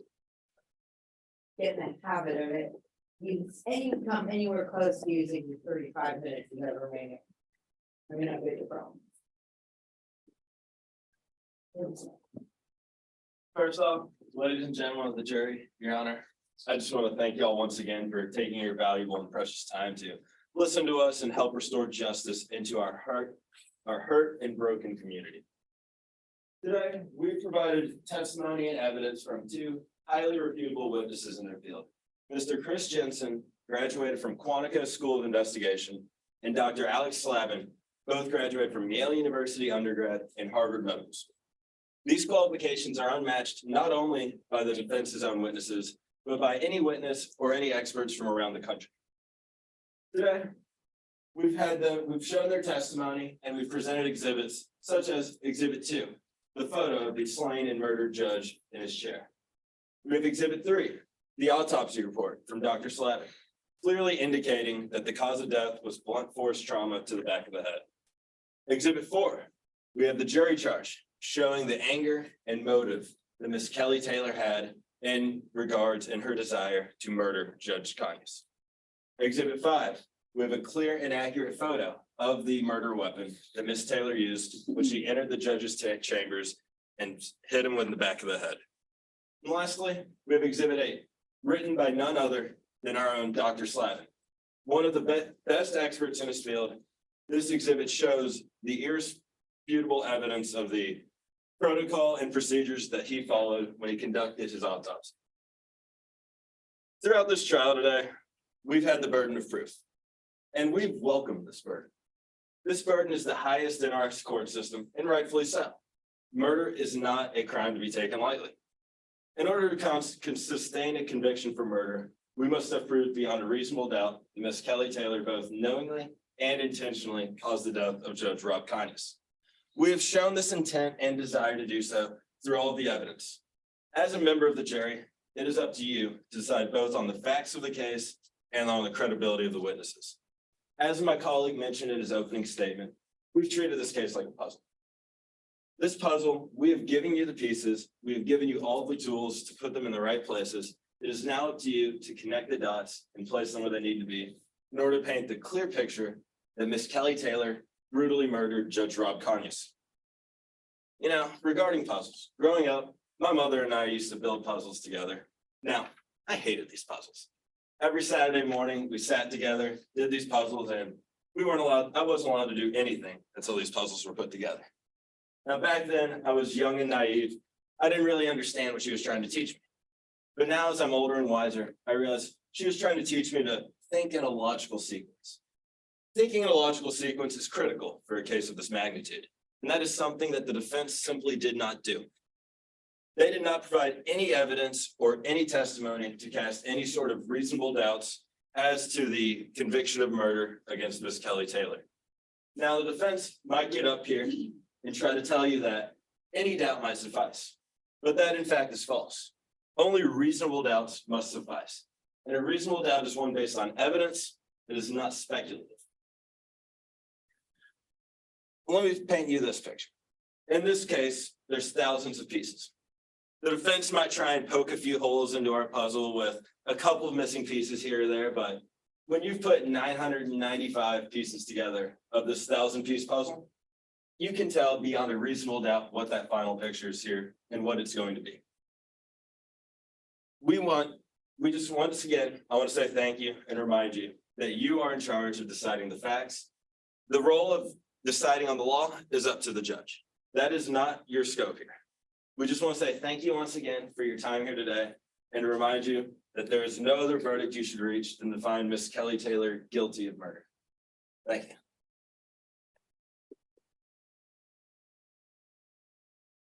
Your Honor, before I begin my closing, may my co-counsel tender the jury verdict form to the jury? Assuming it's just a blank copy of the jury form, correct? Yes, Your Honor. Right. Permission to proceed?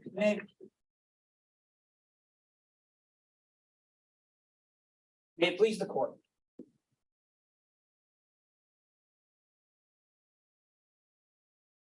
The state stopped asking questions.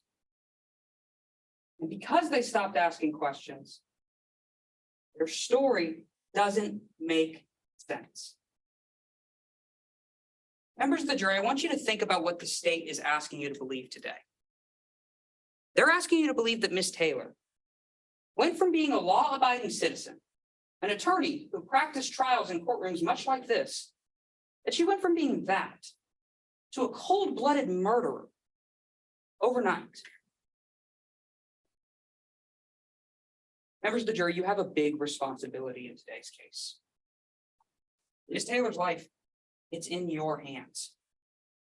And because it's such a big responsibility, in order to find her guilty, you can't just be certain about what happened.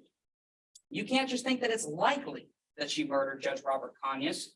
No, instead, in order to take away Miss Taylor's freedom, the prosecution has to prove their case beyond a reasonable doubt. Folks, this is the highest burden in our legal system.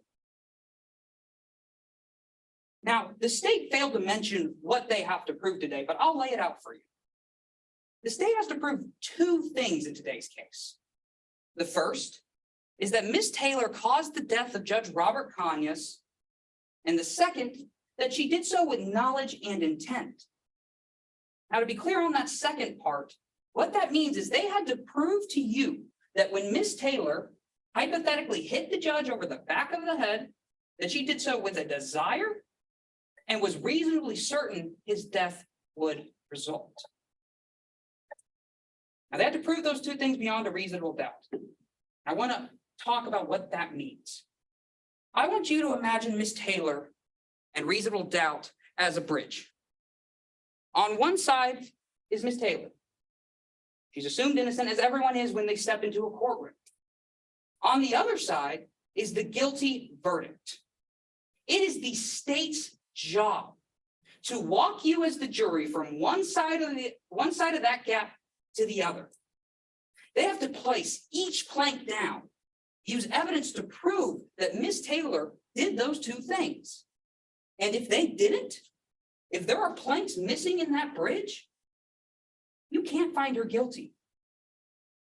It's not enough for the state to come up here and to tell you what happened. They have to prove it through evidence and through their witnesses. Let's talk about what they brought you. Now, they tried to bring you Detective Chris Jensen, and he showed you this photograph. It's a picture of the dead judge. Members of the jury, this isn't a photo of a horrendous murder scene. You heard Detective Jensen say there's no blood. You can't even see the head injury in this photo. Second, he brought you this trophy. Now, the state tried to connect this to Miss Taylor, but you heard it out of Detective Jensen's own mouth. He didn't ask her why her fingerprints were on this trophy. Had he would have learned that she had been handling it the day before, just like she said. No, Detective Jensen stopped asking questions once he saw it was Miss Taylor's fingerprints on that trophy. He also brought you this jury charge. Now, folks, this is the state's smoking gun in this case. They want you to believe that this is Miss Taylor's plan to murder the judge. That contained within this document is the motive, the means, and the opportunity. But you heard what it really was. A frustrated, written out note describing why she was upset. The judge had just ruled against her for the 21st time, something she had gotten appealed 20 out of 20 times. She was upset, and so she wrote it down. This isn't a threat to inflict murder. It's not what the state wants you to believe.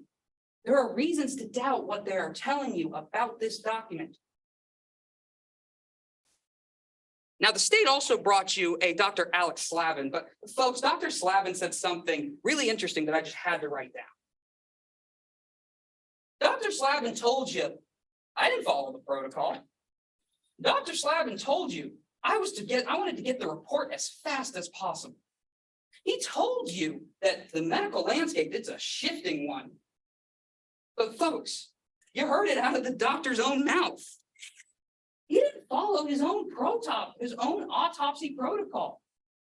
Folks, he wrote this document. He said, there is no excuse for failing to thoroughly dissect and examine each of the above organs. You then heard him say, he didn't inspect any of them. That's reasonable doubt. Dr. Slavin stopped asking questions the second he learned what this case was about. Had he continued to ask questions, he would have learned what our expert did. That when you looked at the judge's medical history, you learned the actual cause of death. You saw this medical history. You saw that the judge was on a combination of nitrates and Viagra. You heard it out of that expert's mouth. He told you that when these two drugs mix and you have low blood pressure, it can be fatal. That's reason to doubt the story the state is telling you. Now, earlier, the state told you that this case is like a puzzle. That, well, just because you don't have a few pieces, you can't be certain of what it is. I believe he said it was 995 pieces of the puzzle that are in place, but folks, you know for certain it's nowhere close to that. There are so many pieces of this puzzle missing that you can't even tell what it is, where it came from, or who in the heck is making it. There's just not enough evidence to convict Miss Taylor of this crime. You cannot convict her based off the investigation the state conducted. You cannot convict her based off the evidence you saw. You cannot convict her based off of what they are telling you because there is reason to doubt. I want to be clear, members of the jury. We don't have to tell you a story. We as the defense, we don't bear the burden in this case. It's the state that has to prove their case beyond a reasonable doubt, not us. Ms. Taylor didn't have to testify today, but she did, because you deserve to know what happened, not to know exactly what the state wants you to think that you should know.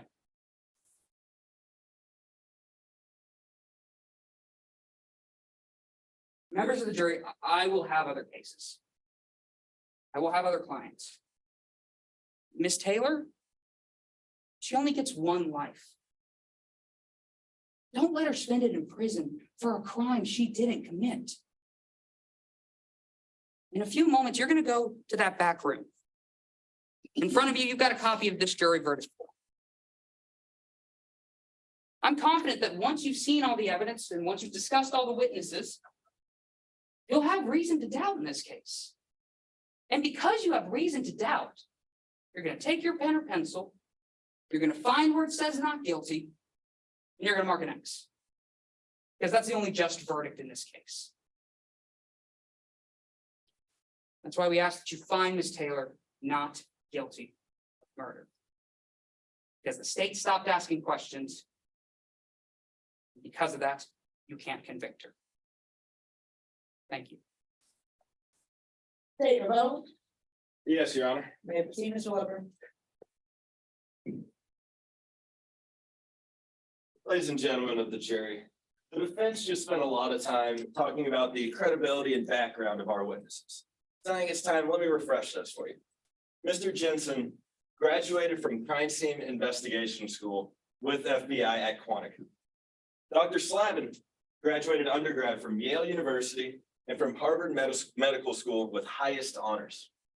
Following this, he went to LA to conduct his residency for the specific purpose of having the amount of business and opportunities required so that he could gain the valuable experience. The defense's own medical expert, Dr. Stockard, attended Bexar County Medical School and specifically took his residency in Vega because he did not want the firsthand and real-world experience of dealing with bodies. Next, the defense wanted to argue about Dr. Slavin not following his own autopsy protocol. Yes, he might have made a few exceptions to that, but Dr. Slavin wrote this autopsy protocol and admitted that medical times change. And if we aren't able to adapt with the times, then we'll be stuck in the past and won't be able to reach these accurate results. And regarding the quote unquote lack of questions, stopped asking questions, I don't think there's a need to ask questions when you reach your answer. We've proven beyond a reasonable doubt that Ms. Kelly Taylor had the means, motive, and opportunity to commit this brutal murder of Judge Rob Conyers. And just once again, I want to reiterate that we represent you. We represent the people. We're trying to keep our beloved Bear County a safe and enjoyable place to live. Sitting at this table right here is a murderer. Miss Kelly Taylor brutally murdered Judge Conyers in the light in his own office. With her sitting right there, she is a threat to the rest of our society. It is up to you to make sure that justice is served and that she pays the price for the crime that she committed. I just want to end you with one last thing. Exhibit 2 was shown into evidence today. This man right here is Judge Rob Conyers. He faithfully served this community for 25 years as a judge and was a beloved member of this community.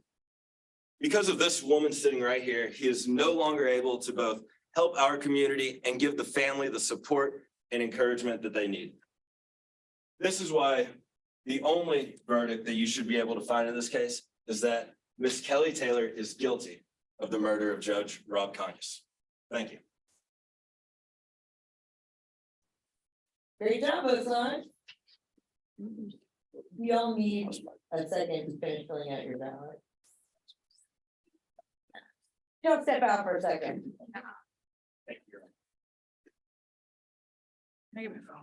Yeah, we're on the screen, all the regular rings, and then we'll be back and results.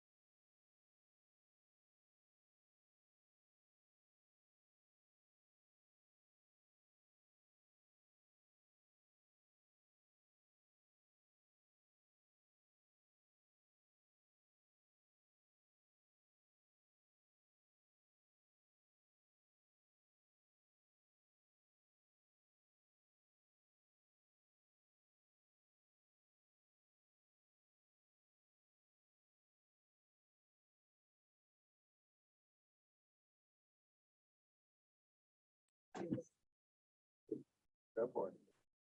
So great job to both teams and your witnesses. Y'all are awesome. I know none of y'all have taken evidence, right? That's a requirement for this.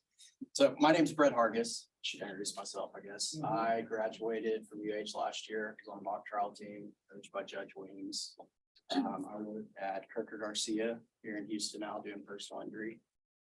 Loved mock trial. I can tell y'all all love mock trial too. Hopefully y'all try out for the team. I know y'all are tired. You've been competing a lot, so I'm not gonna break down your case for you or anything like that. I was just gonna give some kind of high points that I thought. Starting off, and it's critical, but y'all were both very good. So, take it with a grain of salt, but I never saw any of these exhibits until closing argument. You got to ask to publish them to the jury once you get them in. Now, I did see them because I have my little packet here, and in a real trial, you probably have projectors and all that. We don't have that in this room, but remember to publish it to the jury too, once you get it in. Y'all's objections were good for people that haven't taken evidence, like they were very strong. Only thing I would say, you're gonna learn a lot more about hearsay, what you can ask about a document without getting it in, exceptions, all that. Don't ever say I don't have a response though. Especially the speculation ones, it's an easy fix. If you don't have a response, judge already rephrase the question. That way you're not just standing there and then the judge is like, okay, sustain then. So that's one way you can avoid that. Is that your impersonation of me? No. No. Another thing, when you're approaching the witness, say why. It's an easy fix. Your Honor, may I approach with what's been previously marked as Exhibit 1, what's been already admitted as Exhibit 1 for the purpose of impeachment, then she doesn't have to ask you constantly, why are you approaching? I didn't try to. No, I got you. And then you need to be asking to approach more. A lot of judges are going to do what Judge Weems said when you ask in housekeeping. May we assume this is all outside the presence of the jury? That's not how the real world works. So they're probably going to say, no, you need to ask to approach. So anytime it's a bad hearsay statement, 403 objection, relevance objection, ask to approach. And I have one more thing. Oh, and then the timeliness of objections. If you know the question is going to get an objectionable answer, object to the question. Because then once the witness has already answered, it's too late. I heard it. She can instruct me not to consider it, but can't unring that bell, as they say. Both teams, I liked your themes, prosecution, pieces of the puzzle, that's always good. Defense stopped asking questions. I was waiting for the defense to say, the law-abiding citizen thing is good. This is a lawyer, a very successful lawyer. They even admitted this is a very successful lawyer. I was waiting for y'all to say, opening or closing. They're trying to tell y'all this is the dumbest lawyer in this city, apparently, because she left her confession sitting right next to the judge. She left the murder weapon in the judge's chambers, and she killed the judge in the judge's chambers. Like, that's really what they're asking you to buy. But, y'all both still had good themes. In closing, the one thing, if you're going with the pieces of the puzzle, tell me what the pieces of the puzzle are, so then I can put it together a little more. I mean, I saw the exhibits, but you spent a lot of time trying to boost your credibility of your witnesses. But in reality, none of the witnesses were that credible. That's just the nature of this problem, I think. So instead, bring out your good points instead of, my doctor went to Harvard. Okay, well, so did the other doctor, I think, or so did a lot of doctors in the country. Bring out your high points a little more. But I did like using the exhibits, showing this is what this proved. This is what this proved. One other thing, can't say the defense didn't show you any evidence. That's a misstatement of the law because it's a criminal case. They didn't have to show you any evidence, right? That's just a very minor thing, but and then expert witnesses, y'all did great with them. Expert witnesses are hard and y'all haven't taken evidence, so you probably don't know as much about, the hearsay with experts and stuff like that, but I think y'all did a good job. And correct me if I'm wrong, but we don't really tender. You don't tender experts anymore. Federal governments do not require tender of experts. Yeah. Just based off you have to predicate the opinions, it's based off your experience, skill, training, education. What is your opinion about that? Right. And y'all did a good job of that. I mean, even when you got a objection to lack of foundation or speculation, you backed up. I know y'all had to do it one time. You backed up, got the questions you needed, and then they were allowed to give their opinion. So those are really my high point things. You all had very good presence. Nobody really relied on notes too much. For your opening, put the notepad away. You didn't need it. I could tell you knew the case and but you were just looking down, which I could tell the pace you were going. You knew what you wanted to say. You knew what your important things were. But maybe some people won't pick up on that and they'll think you're just reading your whole opening. I know you weren't, but just put it away. You don't need it. You all did good I know this is a weird setup, having your jury right here, the judge up there, witness over there, but you'll all use what space you have very well. Everybody talked the right, pace and tone and everything like that. I was very impressed by both teams. I'm pretty excited to see what y'all do once you learn more about evidence, once you get some coaching. You don't get to get coached for this tournament, right? So Sometimes I do. unofficially. Not like you didn't help out people. Yeah, Anna? fair. So my name is Anna Archer and I'm a career law clerk for Judge Gray Miller in the federal court. And I graduated from UH Law in 2006. So I've been working for Judge Miller since 2010. He's a trial judge. So that's how I know about trials. I do want to introduce these kids back here. They may look a little younger than your usual colleagues because they're actually high school students. They're my mock trial team. And they come from Porter High School and they came to watch you guys because they're going to stay the first weekend of March for their lawsuit is. And they took like 3 million notes during the trial. They probably give you more feedback than we are. Because they've just been working a lot of evidence for theirs. So even though they haven't had evidence, they've been working on it for a while. So most of my feedback, as far as high level feedback, was just about the same. I think y'all all have very good presence and good pace. You were very easy to listen to. There were a few things, whenever there are objections, one of you, and I think it was you, interrupted opposing counsel. So don't do that. Like let him finish and then be careful about that because that will not look good. I've also highlighted need to publish to the jury because we didn't actually ever see the exhibits. And then you guys did something too. I don't remember which one, but one of you said, I'll be approaching the witness now. I said it, but then you fixed it later. Yeah. So be sure that you just know you have to ask to approach. And like you said, Your Honor, I'd like to approach the witness with what's been previously marked as Exhibit 6, or however you're saying it in your mark. Mr. Hank?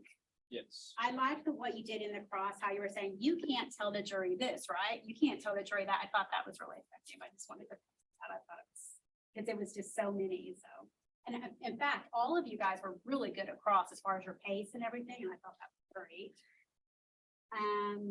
The hearsay response, she had given you what this was on your expert. It was not, you don't need to get the exhibit in, just say that he relied on that whenever he was formulating his opinion, because I'm pretty sure y'all's problem said that. So you could have got your evidence in front of the jury, even though they didn't see the actual exhibit. So she talked about that whenever they were doing it. So. I liked the puzzle. I would have thought though, I would have liked if the end, I wasn't going to talk about this, but since we talked about the closing, how you use the puzzle. And then he came back and said, you can't even see what this puzzle is. And then you came back and said, oh, but our people are so great. I would have liked to say, but we had the best experts. Because like, that would have really, I thought you did good because you did say, let's see, how did you? I can't remember what I had, but I just remember there was one thing where I was like, bring out the fact that, yeah, your experts were from Harvard and actually their expert was from Texoma University or something. I don't know. I go to state school. I can't remember what it was. Texoma is our problem, right? Lone Star University. Lone Star, okay, yeah, so. Harvard itself. So I would have been like, you had this puzzle, but you had like really good pieces of the puzzle, so you could tell what they were, because sometimes puzzles are just like, foggy pieces of grass or something, and you want to be able to tell what it is, but you have these really good pictures on your pieces. That was it. You didn't need to keep asking questions because you had the best people answering. That's what it was. Yeah, that's what I would have brought out in the report.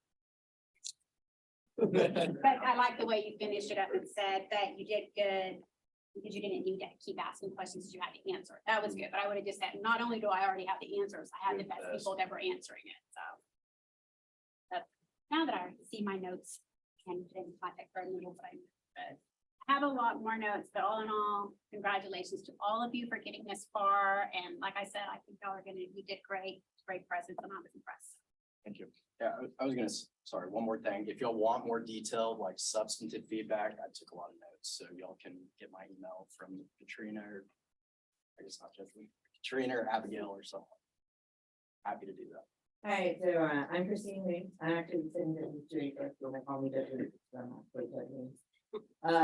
also the director of the mock trial program. So I actually run the mock trial program, which is why I love watching the final round because I'm literally scoping out to see who's going to win. That being said, this I think was exactly the way final round should have been. I thought it was competitive, thought it was close. Stylistically speaking, I thought you guys all handled yourself really, really well. A lot of the things that I have are just little things. And I think you learn most by doing rounds. I mean, we're a big believer in our program and we try to get you guys as much reps as possible because me telling you, don't do this in a vacuum, like in a lecture, will not mean as much to you as in you just did the problem. And I'm like, all right, I saw what you did. Now don't do this, do this. It rings, it'll be more like the message sticks more. So generally speaking, just a couple of things. One, when you ask for a motion to strike, you know what happens? The court reporter literally writes exactly what you said. Nothing actually gets stricken from the record. In fact, motion to strike do not matter. What does matter and what nobody did was anytime you want to do a motion to strike, it is coupled always with an instruction for the jury to discard. That is the more important part, right? Who cares what the record says? Remember, the record is for purposes of appeals only. But what you want is that jury to have to not remember that anymore. And if you don't ask me to tell the jury that, they heard it. And they're never going to not like take that into consideration when they go back in the jury box. None of y'all needed a redirect. All your redirects were absolutely asked and answered. If someone had objected to asked and answered, I would have sustained it. Because literally it's like, cross, all right, tell me again your opinion. And also, if you're going to ask a question that's asked and answered, take out the word again. Like, don't highlight to everybody that you're asking something that has already been asked. I'm just saying, when I hear, so tell us again, doctor, and I'm like, oh, somebody stand up and object right now, because you know, you literally have just told everybody that that's what you're doing, is getting them to repeat something. And also, the juries don't like it when you waste your time. The biggest feedback I always get from actual jurors in trials is, Dad, we understood it already, we get them to go faster, and I'm like, no. They're doing it just in case. Well, how do we tell them we're not stupid? You can't. So you kind of have to sit there, and it's horrible. But that is the juror's biggest gripe. And so just remember that you want to put on the cleanest case possible, so that the theory is this: when a jury's going back there and talking about your case, that they are parroting the arguments that you made. That's how clean and simple it is, right? If someone says something, then somebody is parroting your theme. That is the goal. The goal is you made the case so simple that 12 people who don't know and who are hearing it for the very first time remembered what you said and are making your arguments for you when you are no longer back there. So always be thinking about that when you're trying to come up with themes, you know, how you're going to sell your case, questions you're going to ask, so that you don't, because that's the other thing. I felt like y'all got bogged down on a lot of things that just don't matter. Like, don't take this the wrong way. I don't care that he went to Harvard. Like, I care that he has an education, but the credibility of the witness comes down to how we sounded on the stand and how believable it is. It literally has nothing to do with where he went to school. All right. In fact, some people in the great state of Lone Star are gonna dock you for going to one of those really fancy Ivy League schools. Because what's wrong with the good old fashioned state schools that we have here? Nothing.